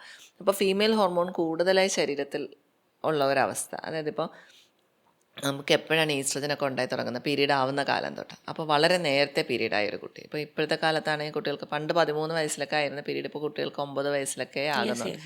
അപ്പോൾ ഏർലി മെനാർക്കി, നേരത്തെ പീരീഡ് ആവുക, എന്നിട്ട് ആ പീരീഡ് നിൽക്കാൻ വൈകുക. ഇപ്പോൾ നമുക്കറിയാം നമ്മുടെ അമ്മമാർക്കൊക്കെ 45-48 വയസ്സിലൊക്കെ നിന്നിരുന്നെങ്കിൽ ഇപ്പോൾ ആർക്കും ആ സമയത്തൊന്നും നിൽക്കുന്നില്ല. 54-55 വയസ്സ് വരെയൊക്കെ പോകുന്ന ആൾക്കാരുണ്ട് മെനോപോസിന്. അപ്പോൾ ഇത്രയും നാൾ ഈസ്ട്രജൻ്റെ ഇഫക്റ്റ് ബ്രസ്റ്റിൽ വരികയാണ്. Early menarche and late menopause അതൊരു റിസ്ക് ഫാക്ടറാണ്. പിന്നെ കുട്ടികളുണ്ടാവാത്ത സ്ത്രീകൾ, കുട്ടികൾ അപ്പോൾ ഇടയിൽ പ്രഗ്നൻസി ഒന്നും ഇല്ല, അങ്ങനെയൊക്കെ വരുമ്പോഴും ഇതുപോലെ ഈസ്ട്രജൻ്റെ ഇഫക്റ്റ് കൂടുതലാവുന്നു ബ്രസ്റ്റിൽ. പിന്നെ ബ്രസ്റ്റ് ഫീഡ് ചെയ്യാത്ത സ്ത്രീകൾ, കുട്ടികളുണ്ട് പക്ഷേ ബ്രസ്റ്റ് ഫീഡ് ചെയ്തിട്ടില്ല, ഇതൊക്കെ റിസ്ക് ഫാക്ടേഴ്സാണ്. പിന്നെ മോഡിഫയബിൾ റിസ്ക് ഫാക്ടേഴ്സ് എന്ന് പറയുന്നതിലാണ് നമ്മുടെ ലൈഫ് സ്റ്റൈൽ വരുന്നത്. ഒബേസിറ്റി എന്തുകൊണ്ടാണെന്ന് വെച്ച് കഴിഞ്ഞാൽ നമ്മളുടെ ശരീരത്തിലെ ഫാറ്റിൽ നിന്നുമാണ് ഫീമെയിൽ ഹോർമോൺ ഈസ്ട്രജൻ ഉണ്ടാകുന്നത്. ഫാറ്റ് കൂടുതലാണെങ്കിൽ ഈസ്ട്രജൻ കൂടുതലുണ്ടാകുന്നു. അപ്പോൾ ഈസ്ട്രജൻ കാരണമുള്ള ക്യാൻസേഴ്സും അസുഖങ്ങളും കൂടുതലുണ്ടാകുന്നു. അപ്പോൾ obesity is a big risk factor. പിന്നെ പറഞ്ഞ smoking, alcohol, this are all risk factors. അപ്പോൾ അതൊക്കെ നമുക്ക് ഇപ്പം lack of exercise, sedentary lifestyle, അധികം അനങ്ങാതെ എക്സസൈസുകളൊന്നും ഇല്ലാത്ത ആൾക്കാർ, അപ്പോൾ ഈ പറഞ്ഞ കാര്യങ്ങളൊക്കെ നമുക്ക് മോഡിഫൈ ചെയ്യാം അല്ലേ. നമുക്ക് വണ്ണം കുറയ്ക്കാം, സ്മോക്കിംഗ് ആൻഡ് ആൽക്കഹോൾ കൺസംഷൻ നിർത്താം, എക്സസൈസ് ചെയ്യാം. ഇതൊക്കെ നമുക്ക് മോഡിഫൈ, ഇതൊക്കെ നമ്മളുടെ കയ്യിലുള്ളൂ. ബാക്കിയുള്ളത് നമുക്ക് അൺഫോർച്ചുനേറ്റ്ലി ഒന്നും ചെയ്യാൻ പറ്റില്ല. അപ്പം we can only B vigilant, we can look for these cancers, we can screen for these cancers. ഇപ്പം ഏറ്റവും കൂടുതൽ വരുന്ന കേസുകൾ എന്ത് ബേസിലായിരിക്കും? ഇതേപോലെ ജനറ്റിക് ആയിട്ടോ അല്ലെങ്കിൽ ഈ മോഡിഫൈബിൾ ആയിട്ടുള്ളതാണോ? അതാണ് പല ആൾക്കാരുടെയും വിചാരം ഉണ്ടല്ലോ. ചില പേഷ്യൻ്റ് നമ്മൾ എന്തെങ്കിലും ചോദിക്കുമ്പോൾ അവർ പറയും, എൻ്റെ കുടുംബത്തിൽ ആർക്കും ക്യാൻസർ ഇല്ല. ഒരു മാമോഗ്രാം ചെയ്യാൻ പറഞ്ഞാൽ പലരും പറയുന്നതിന് മറുപടി, എൻ്റെ ഫാമിലി അങ്ങനത്തെ ഫാമിലിയല്ല, ഞങ്ങളുടെ ഫാമിലിയിലൊന്നും ആർക്കും ക്യാൻസർ എന്ന് മോശപ്പെട്ട കാര്യം പോലെ പറയും ചില ആൾക്കാർ. അപ്പോൾ നമ്മൾ മനസ്സിലാക്കേണ്ട ഒരു കാര്യമുണ്ട്, 10% ബ്രസ്റ്റ് ക്യാൻസേഴ്സേ ഹെറിഡിറ്ററി ഉള്ളൂ. ഓക്കെ. മനസ്സിലായി 90% നോൺ ഹെറിഡിറ്ററി ബ്രസ്റ്റ് ക്യാൻസേഴ്സ് ആണ്. ഇപ്പോൾ 10 പേർക്ക് ക്യാൻസർ വന്നാൽ അതിൽ ഒരാളെ കാണുള്ളൂ ഹെറിഡിറ്ററി ആയിട്ടുള്ള ബ്രസ്റ്റ് ക്യാൻസർ എന്ന്, ബാക്കി 9 പേരുടെ അല്ലാണ്ട് വന്നതാണ്. അപ്പോൾ ഈ ഫാമിലിയിൽ ബ്രസ്റ്റ് ക്യാൻസർ ഇല്ല എന്ന് പറഞ്ഞിട്ട് ബ്രസ്റ്റ് ക്യാൻസർ സ്ക്രീനിങ് നടത്തില്ല എന്ന് പറയുന്നത് വെറും മണ്ടത്തരാണ്. അപ്പോൾ അത് ഞാൻ കണ്ടിട്ടുള്ള ഏറ്റവും വലിയ ഒരു മിസ്കൺസെപ്ഷനാണ് ആൾക്കാരുടെ. എൻ്റെ ഫാമിലിയിൽ ക്യാൻസേഴ്സ് ഒന്നും ഇല്ല, അതുകൊണ്ട് എനിക്ക് സ്ക്രീനിങ് വേണ്ട. അപ്പം അത് നമ്മൾ കേരളീയരെ മനസ്സിൽ നിന്ന് കളയേണ്ട ഒരു ചിന്താരീതിയാണതെന്ന് ഞാൻ പറയും. ഇപ്പം നേരത്തെ മാം പറഞ്ഞു, ഇപ്പം ജനറ്റിക് ആയിട്ട് വരുന്ന ഇപ്പം ഈ പറഞ്ഞ യൂട്രസ് കാര്യങ്ങൾ, ഈ ഈ പറയുന്ന ക്യാൻസറുകളല്ലാതെ ഇപ്പം ഈ പറയുന്ന ബോൺ ക്യാൻസർ, ബ്രെയിൻ ട്യൂമർ, ഇതൊക്കെയും നമുക്ക് ഈ ജനറ്റിക് പരമായിട്ട് പൊതുവേ ഈ ബോൺ ക്യാൻസർ ഒന്നും ഹെറിഡിറ്ററി അല്ല. ചില ബ്രെയിൻ ട്യൂമേഴ്സ്, വളരെ റെയർ ആയിട്ടുള്ള ചില ബ്രെയിൻ ട്യൂമേഴ്സ് ഒക്കെ ഹെറിഡിറ്ററി ഉള്ളൂ. പിന്നെ കുടലുകളിൽ വൻകുടലിലെ ക്യാൻസർ, കോളൻ ക്യാൻസർ ഒക്കെ ഹെറിഡിറ്ററി ആയിട്ടുള്ള ക്യാൻസേഴ്സ് ഉണ്ട്. ഈ യൂട്രസ് ബ്രസ്റ്റ് ഓവറിൻ ക്യാൻസർ പോലെ തന്നെ കോളൻ ക്യാൻസേഴ്സ് ഹെറിഡിറ്ററി ആയിട്ടുണ്ട്. ഓക്കെ. ഇത് ഇപ്പം ക്യാൻസറിന് ഒരു ഏജ് ഉണ്ടോ? അതായത് എല്ലാവരും, ഞാൻ പൊതുവെ ഒരു ടീനേജ് പ്രായമായിട്ടുള്ള ഒരു കുട്ടികൾക്ക് ഇപ്പോൾ ബ്രസ്റ്റ് ക്യാൻസർ വന്നു ഞാൻ അധികം പൊതുവെ കേട്ടിട്ടില്ല. ഉണ്ടല്ലേ? ഓക്കെ. അപ്പോൾ നമ്മൾ പറയുമ്പോൾ ഒരു 80-85% ക്യാൻസേഴ്സ് 50 വയസ്സിന് ശേഷമായിരിക്കും. പക്ഷെ അപ്പോഴും ഒരു 15-20% ക്യാൻസർ യങ് ഏജിലുണ്ട്. ഇപ്പം ചില ടൈപ്പ് ക്യാൻസേഴ്സ് ഉണ്ട്, ഫിലോഡ്സ് ട്യൂമർ, അങ്ങനെയൊക്കെ ചില ക്യാൻസേഴ്സ് ഉണ്ട് യങ് ഏജിൽ വരുന്നത്, ബ്രസ്റ്റ് ക്യാൻസർ തന്നെ. അതുകൊണ്ടാണ് ഏത് പ്രായത്തിൽ നമ്മൾ ലംബ് കണ്ടാലും, ഇപ്പോൾ ഒത്തിരി കുട്ടികൾ ഫൈബ്രോ അഡിനോമ എന്ന് പറയുന്ന ലംബമായിട്ട് വരും. ഒരു 15-16 വയസ്സുള്ള കുട്ടികളൊക്കെ ഫൈബ്രോ അഡിനോമ പൊതുവേ ക്യാൻസർ അല്ലാത്ത ഒരു സംഭവമാണ്, പക്ഷേ നീഡ്സ് ഫോളോ അപ്പ്. പക്ഷേ ആ പ്രായത്തിൽ നമുക്ക് ക്യാൻസർ വരാം. അതുകൊണ്ടാണ് നമ്മൾ ചില അമ്മമാർ ചോദിക്കും, ഡോക്ടർക്ക് പരിശോധിച്ചപ്പോൾ ക്യാൻസർ എല്ലാം തോന്നി, പിന്നെ എന്തിനാണ് നമ്മൾ സ്കാൻ ചെയ്യുന്നത്? പക്ഷേ we need to be sure. പക്ഷേ എന്നുവെച്ചാൽ ഇമേജിങ്ങും കൂടെ ചെയ്ത് ചിലപ്പം സംശയം ഉണ്ടെങ്കിൽ ബയോപ്സിയും കൂടെ ചെയ്ത് we have to make sure it is not cancer, because we do see cancers in that age group. Okay. ഇപ്പം അതേപോലെ തന്നെ ഞാൻ കേട്ടത്, ഇതൊരു മിത്താണോ എന്താണെന്ന് എനിക്കറിയില്ല, അതായത് നമ്മൾ ഈ പീരിയഡ്സ് ആയി കഴിഞ്ഞിട്ട് ഒരു 4 ദിവസം കഴിഞ്ഞാലാണ് നമ്മളത് ടെസ്റ്റ് എടുക്കേണ്ടത്, നമ്മൾ ചെക്ക് ചെയ്യേണ്ടത്, അങ്ങനെയൊക്കെ ഞാൻ അത് കേട്ടിട്ടുണ്ട്. ഈ സെൽഫ് ബ്രസ്റ്റ് എക്സാമിനേഷൻ എന്ന് പണ്ട് നമ്മൾ പറയും. ഇപ്പോൾ എല്ലാ സ്ത്രീകളും നമ്മൾ സ്വന്തം ബ്രസ്റ്റിനെ പറ്റി അവെയർ ആയിരിക്കണം. ബ്രസ്റ്റ് അവെയർനെസ് എന്ന് ഞങ്ങൾ പറയും.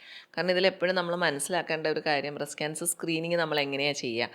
നമ്മൾ പേഷ്യൻറ്റിനെ കാറ്റഗറൈസ് ചെയ്യുക, ഹൈ റിസ്ക് ആണോ ലോ റിസ്ക് ആണോ. ഈ പറഞ്ഞ പോലെ ഫാമിലിയിൽ ആർക്കെങ്കിലും ബ്രസ്റ്റ് ക്യാൻസേഴ്സ് ഉണ്ടെങ്കിൽ നമ്മൾ ഓട്ടോമാറ്റിക്കലി ഹൈ റിസ്ക് ആയിട്ട് എടുക്കും. നമുക്ക് തന്നെ എന്തെങ്കിലും ക്യാൻസർ ഉണ്ടെങ്കിൽ, അതിപ്പോൾ നമുക്ക് യൂട്രസോ ഓവറിയോ ക്യാൻസറൊക്കെ വന്നിട്ടുണ്ടെങ്കിൽ നമ്മൾ automatically you go to the high risk category. ചില ആൾക്കാരുണ്ട് ഈ കുഞ്ഞു പ്രായത്തിൽ ചെസ്റ്റിന് റേഡിയേഷൻ എടുത്തിട്ടുള്ള കുട്ടികൾ, ഇപ്പോൾ എന്തെങ്കിലും ലുക്കീമിയ, ലിംഫോമ അങ്ങനെയൊക്കെ വന്നിട്ട് ചെസ്റ്റിന് റേഡിയേഷൻ എടുത്തിട്ടുള്ള കുട്ടികളാണെങ്കിൽ അവർക്കൊരു 25 വയസ്സ് കഴിയുമ്പോൾ ബ്രസ്റ്റ് ക്യാൻസറിന് റിസ്ക് ഉണ്ട് ആ റേഡിയേഷൻ കാരണം. അങ്ങനെയുള്ള ആൾക്കാരൊക്കെ ഹൈ റിസ്ക് ആയി. അപ്പോൾ അവരെ നമ്മൾ നേരത്തെ ബ്രസ്റ്റ് ക്യാൻസർ സ്ക്രീനിങ് തുടങ്ങും. എല്ലാവരുടെയും ഈ ബ്രസ്റ്റ് ക്യാൻസർ സ്ക്രീനിങ് എന്ന് പറയുമ്പോൾ നമ്മൾ 3 കാര്യങ്ങളാണ്. ഒന്ന് ബ്രസ്റ്റ് അവെയർനെസ്, അത് പേഷ്യൻറ്റ് സ്വയം വേണ്ടതാണ്. മറ്റത് ക്ലിനിക്കൽ ബ്രസ്റ്റ് എക്സാമിനേഷൻ, അതൊരു qualified doctor should examine the breast. മൂന്നാമത്തത് ഇമേജിങ്ങിനാണ് നമ്മുടെ മാമോഗ്രാം ഒക്കെ വരുന്നത്. ഈ സെൽഫ് ബ്രസ്റ്റ് അവെയർനെസ് പണ്ട് നമ്മൾ സെൽഫ് ബ്രസ്റ്റ് എക്സാമിനേഷൻ എന്ന് പറയും.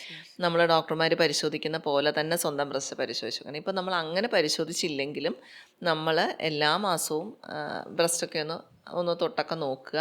നമ്മളുടെ ബ്രസ്റ്റ് എങ്ങനെയാണ് നോർമലി ഇരിക്കുന്നത് നമ്മൾ അവെയർ ആവുക. അതാണ് സെൽഫ് ബ്രസ്റ്റ് അവെയർനെസ്. അപ്പോൾ അതിൽ വരുന്ന ചെറിയ മാറ്റങ്ങൾ പോലും നമുക്ക് കണ്ടെത്താൻ കഴിയും.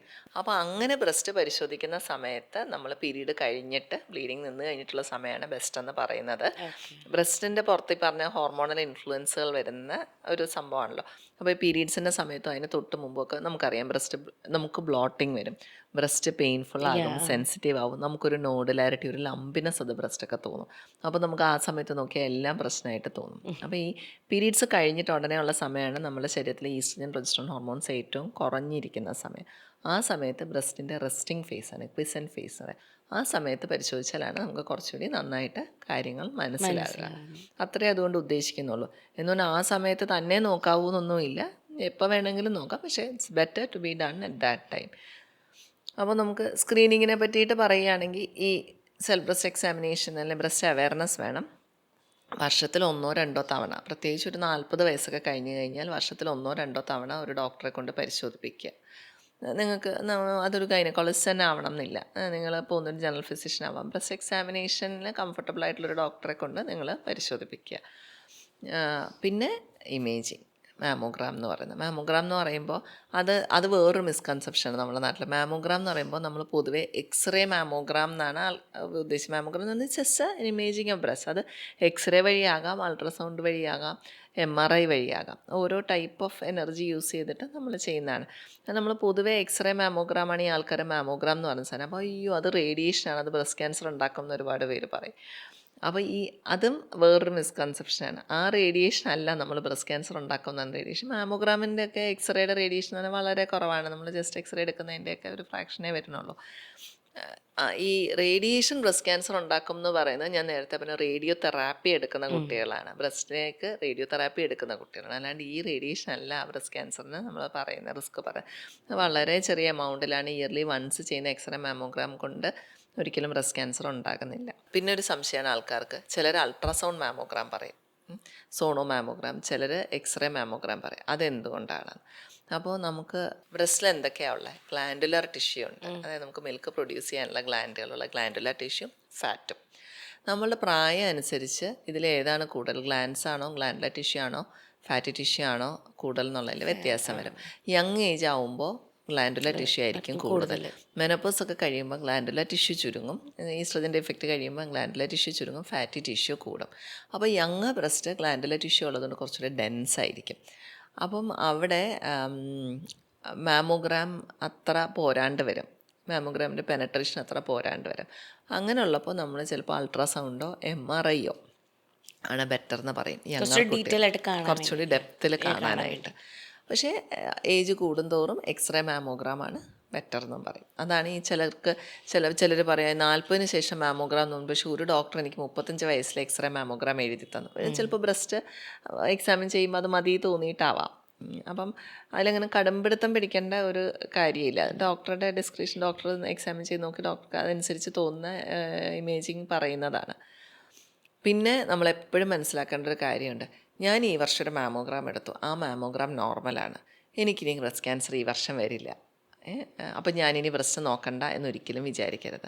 ഒരു വർഷം അങ്ങനെ ഒരു വർഷം ഒരു മാമോഗ്രാമേ നമുക്ക് ചെയ്യാൻ പറ്റുള്ളൂ. നമുക്ക് ഈ റേഡിയേഷൻ യൂസ് ചെയ്തിട്ടുള്ള ഇമേജിങ്ങിനൊക്കെ ഒരു ലിമിറ്റ് ഉണ്ട്. ഒരു വർഷം ഒരു മാമോഗ്രാം എന്നാണ്. അതിലൊരു ലീഷനൊന്നും ഇല്ലെങ്കിൽ, ഒന്നും പ്രത്യേകിച്ച് കണ്ടിട്ടില്ലെങ്കിൽ നമ്മൾ ചിലപ്പോൾ 2 കൊല്ലം കഴിഞ്ഞ് അടുത്ത മാമോഗ്രാം എന്ന് പറയും. പക്ഷേ എപ്പോഴും നമ്മൾ മനസ്സിലാക്കേണ്ട കാര്യം, ബ്രസ്റ്റ് ക്യാൻസറിന് ഒരു പ്രീ ക്യാൻസർ സ്റ്റേജ് ചിലപ്പോൾ ഉണ്ടായി എന്ന് വരില്ല. ഇപ്പം സെർവൈക്കൽ ക്യാൻസർ നമ്മൾ നേരത്തെ പറഞ്ഞ ക്യാൻസറിനൊക്കെ അതിനൊരു പ്രീ ക്യാൻസർ സ്റ്റേജ് ഉണ്ട്. ആ സ്റ്റേജിൽ നമ്മൾ കണ്ടു കഴിഞ്ഞാൽ അതിൽ 20 വർഷം എടുക്കും ക്യാൻസറായി മാറാനൊക്കെ നമുക്കറിയാം. ബ്രസ്റ്റ് ക്യാൻസറിന് പക്ഷേ അങ്ങനെ ഉണ്ടാവണം എന്നില്ല. അതായത് ഒരു നേരത്തെ ഉള്ള ഒരു മുഴയുടെ പുറത്ത് ക്യാൻസറായി മാറുക അങ്ങനെയൊന്നും ആവണം എന്നില്ല. ചിലപ്പോൾ ഇപ്പോൾ ഈ മാസം ഒരു മാമോഗ്രാം എടുത്തു, ഒന്നും കണ്ടില്ല, കുഴപ്പമില്ല, 5-6 മാസം കഴിയുമ്പോൾ ചിലപ്പോൾ ക്യാൻസർ വരാം. അപ്പോൾ അന്ന് മാമോഗ്രാം ചെയ്തു, അതിൽ നിങ്ങൾ കണ്ടില്ല എന്നൊന്നും പറയുന്നതിൽ അർത്ഥമില്ല. അതുകൊണ്ടാണ് breast awareness is very important എന്ന് നമ്മൾ പറയുന്നത്. അതായത് ഞാൻ പറഞ്ഞ മാമോഗ്രാം ചെയ്തു കുഴപ്പമില്ല എന്നിട്ട് നമ്മൾ വെറുതെ ഇരിക്കുകയല്ല. We should continue with our self breast examinations. Breast awareness is very important. Mammogram നോർമലാണെങ്കിൽ ഇപ്പോൾ 2 മാസം കഴിയുമ്പോൾ നമുക്ക് നമ്മളുടെ ബ്രസ്റ്റിൽ എന്തെങ്കിലും മാറ്റം തോന്നിയാൽ you should immediately consult A doctor.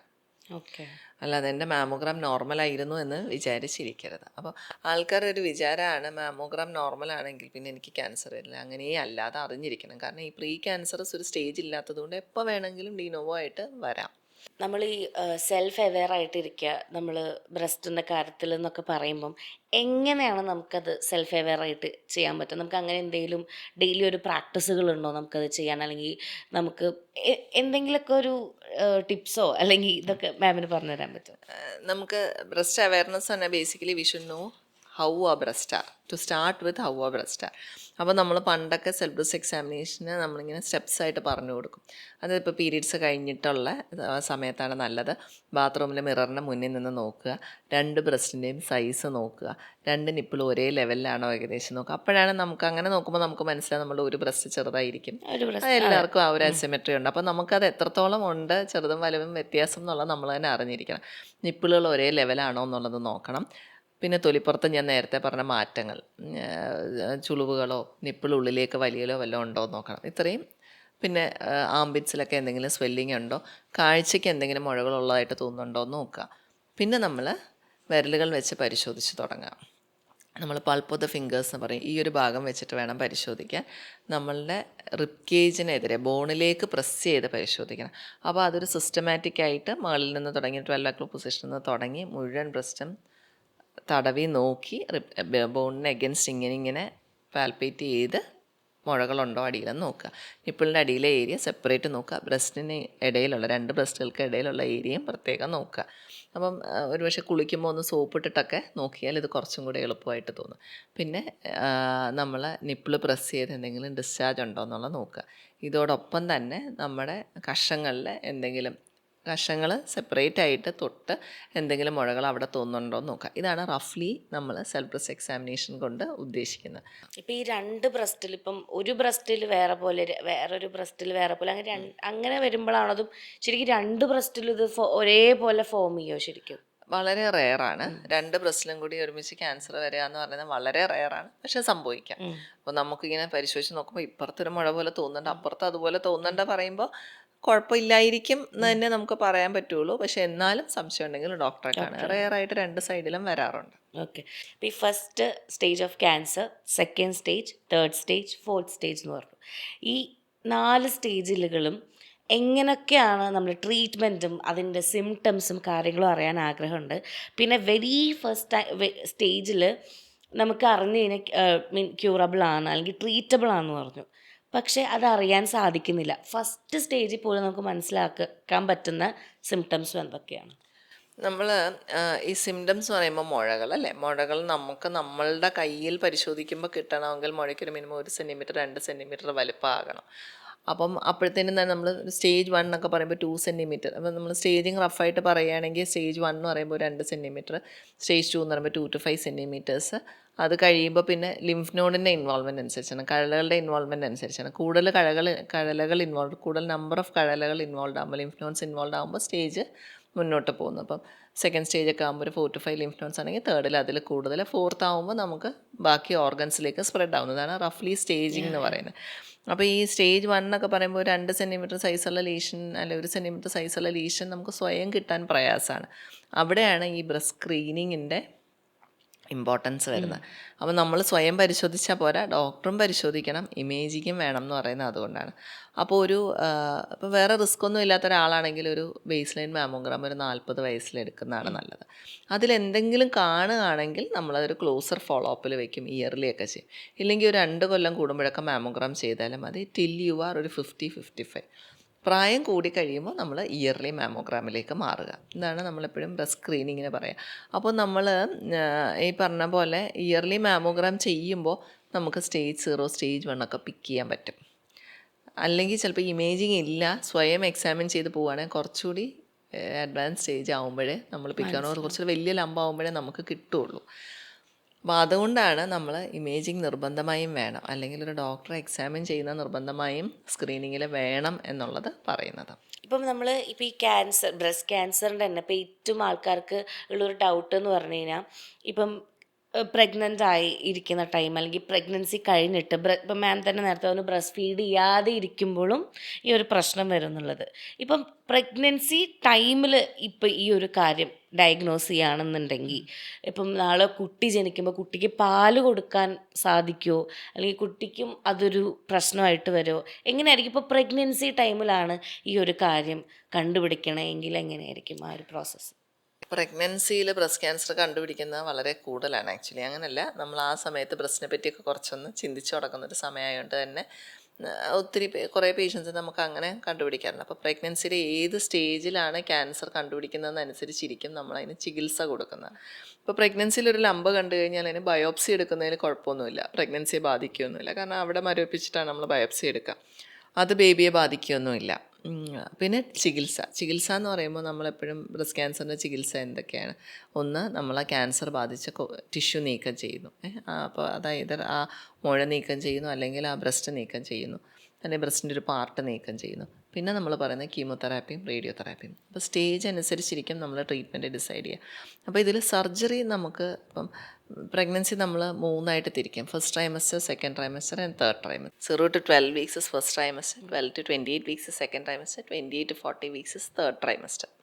അപ്പോൾ ഇതിൽ ഫസ്റ്റ് ട്രൈമസ്റ്റർ 12 weeks എന്നൊക്കെ പറയുന്ന സമയം വരെയാണ് ബേബി ഫോം ചെയ്യുന്നത്. അത് ബേബിക്ക് ഓർഗൻസ് എല്ലാം ഡെവലപ്പ് ചെയ്തൊക്കെ വരുന്നത്. ഏകദേശം ഒരു 20 ആഴ്ച വരെയൊക്കെ പല പല രീതിയിൽ ഈ ഓർഗൻസിൻ്റെ ഡെവലപ്മെൻറ്റ് നടക്കുന്നു. 20 ആഴ്ചയൊക്കെ ആകുമ്പോൾ ഏകദേശം ബേബിക്ക് തല, കൈ, കാല്, പിന്നെ ലങ്സ്, ഹാർട്ട്, ബ്രെയിൻ ഇതൊക്കെ ഒന്ന് ഫോം ചെയ്തൊരു മിനിയേച്ചർ ഹ്യൂമനായി മാറും. അപ്പോൾ ആ സമയത്ത് നമുക്ക് കുറച്ചുകൂടി റിസ്ക്കിയാണ് ഈ ട്രീറ്റ്മെൻറ്റുകൾ. ഇപ്പോൾ കീമോതെറാപ്പി അങ്ങനത്തെ സാധനങ്ങളൊക്കെ ആ സമയത്ത് ബേബിയെ ബാധിക്കാം. അപ്പോൾ കഴിവതും നമ്മൾ പേടിയായിട്ടാണ് കാണുന്നതെങ്കിൽ പേഷ്യൻറ്റിന് ഓപ്ഷൻ കൊടുക്കും പ്രഗ്നൻസി കണ്ടിന്യൂ ചെയ്യുക. ഇപ്പോൾ നേരത്തെ കുട്ടികളൊക്കെ ഉള്ളവരാണെങ്കിൽ ചിലപ്പോൾ പറയും കുട്ടി വേണ്ട, ഇനിയൊരു കുട്ടിയും കൂടി വേണ്ട, ഈ ട്രീറ്റ്മെൻറ്റിലേക്ക് കടക്കാം, പ്രഗ്നൻസി വേണ്ടാന്ന് വെച്ചിട്ട് ട്രീറ്റ്മെൻറ്റിന് പോകാൻ പറ്റും. ആ ഒരു ഓപ്ഷൻ നമുക്കുണ്ട് ആദ്യം ഏർലി ആണെങ്കിൽ.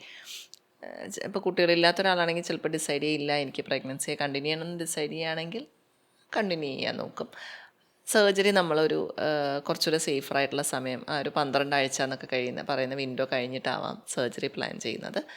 കീമോതെറാപ്പി സ്റ്റാർട്ട് ചെയ്യുന്നത് കുറച്ചുകൂടെ കഴിഞ്ഞിട്ട് 20 വീക്സ് ഒക്കെ കഴിഞ്ഞിട്ട് ബേബിയെ ബാധിക്കാൻ സാധ്യത കുറവുള്ള കീമോതെറാപ്പി, കുറച്ചുകൂടി സേഫായിട്ടുള്ള കീമോതെറാപ്പി നോക്കി നമ്മൾ സ്റ്റാർട്ട് ചെയ്യാൻ പറ്റും.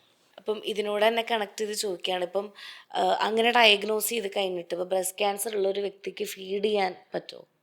ബ്രസ്റ്റ് ക്യാൻസർ ഉള്ളത് കൊണ്ട് മാത്രം ഫീഡിങ് പറ്റില്ല എന്ന് പറയാൻ പറ്റില്ല. പക്ഷേ ചില കീമോതെറാപ്പി മരുന്നുകൾ എടുക്കുന്നത് ചിലപ്പോൾ കുഞ്ഞിന് സേഫ് ആയിരിക്കില്ല. അങ്ങനെയാണെങ്കിൽ നമുക്ക് ബ്രസ്റ്റ് ഫീഡിങ് പറ്റില്ല. അല്ലെങ്കിൽ ഇപ്പോൾ ബ്രസ്റ്റ് ക്യാൻസർ നേരത്തെ വന്ന് ട്രീറ്റ്മെൻറ്റ് എടുത്തിട്ടുള്ള ഒരാളാണ് ഇപ്പോൾ പ്രഗ്നൻ്റ് ആയി, അങ്ങനെ നമുക്ക് പേഷ്യൻസ് വരും. നേരത്തെ ബ്രസ്റ്റ് ക്യാൻസർ ട്രീറ്റ് ചെയ്തു, ഇപ്പോൾ അത് കഴിഞ്ഞ് പ്രഗ്നൻസി പ്ലാൻ ചെയ്ത് അവർക്ക് ആ ബ്രസ്റ്റിൽ നിന്ന് ഫീഡ് ചെയ്യുന്നതിന് പ്രശ്നമൊന്നുമില്ല. അതുകൊണ്ട് കൊച്ചിനെ ബാധിക്കുന്നില്ല.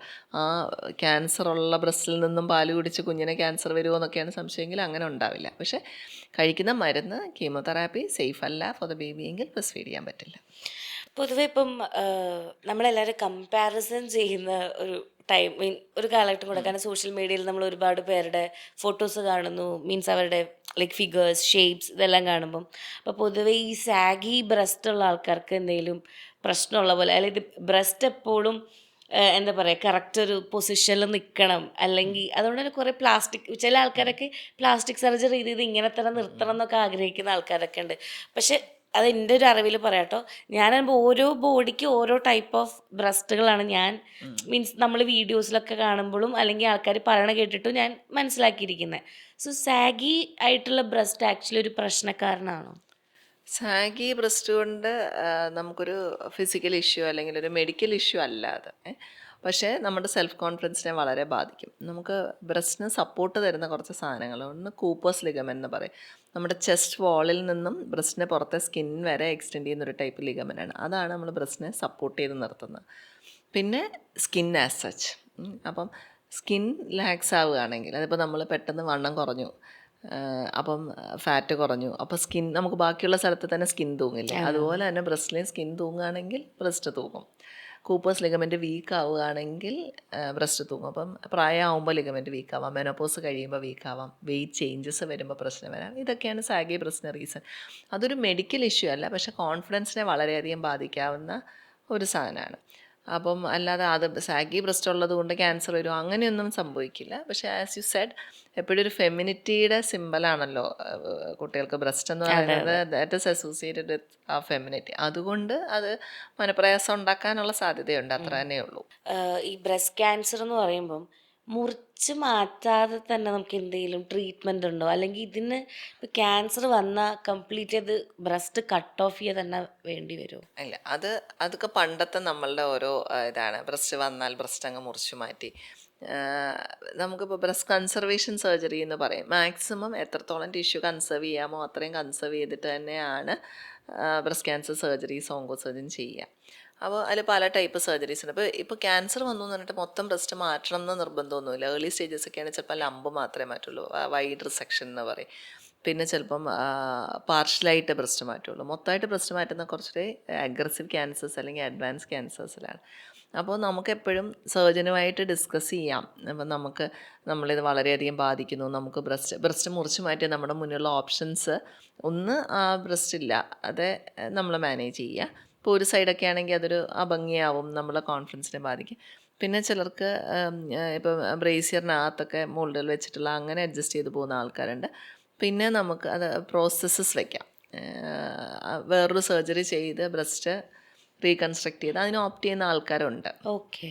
അപ്പോൾ ഐദർ ബ്രസ്റ്റ് ക്യാൻസർ സർജറിയോടൊപ്പം തന്നെ അല്ലെങ്കിൽ റേഡിയേഷനൊക്കെ എടുത്തിട്ട് കുറച്ച് കഴിഞ്ഞിട്ട് ഈ ബ്രസ്റ്റിൻ്റെ ഈ സർജറികൾ ചെയ്ത് കോസ്മെറ്റിക് സർജറി ചെയ്ത് ബ്രസ്റ്റ് നമുക്ക് പുതിയ ബ്രസ്റ്റ് ക്രിയേറ്റ് ചെയ്യുന്ന രീതിയിലുള്ള സർജറീസ് ആർ അവൈലബിൾ. അപ്പോൾ അങ്ങനത്തെ പേടികളൊക്കെ ഉണ്ടെങ്കിൽ ഡിസ്കസ് വിത്ത് യുവർ സർജൻ.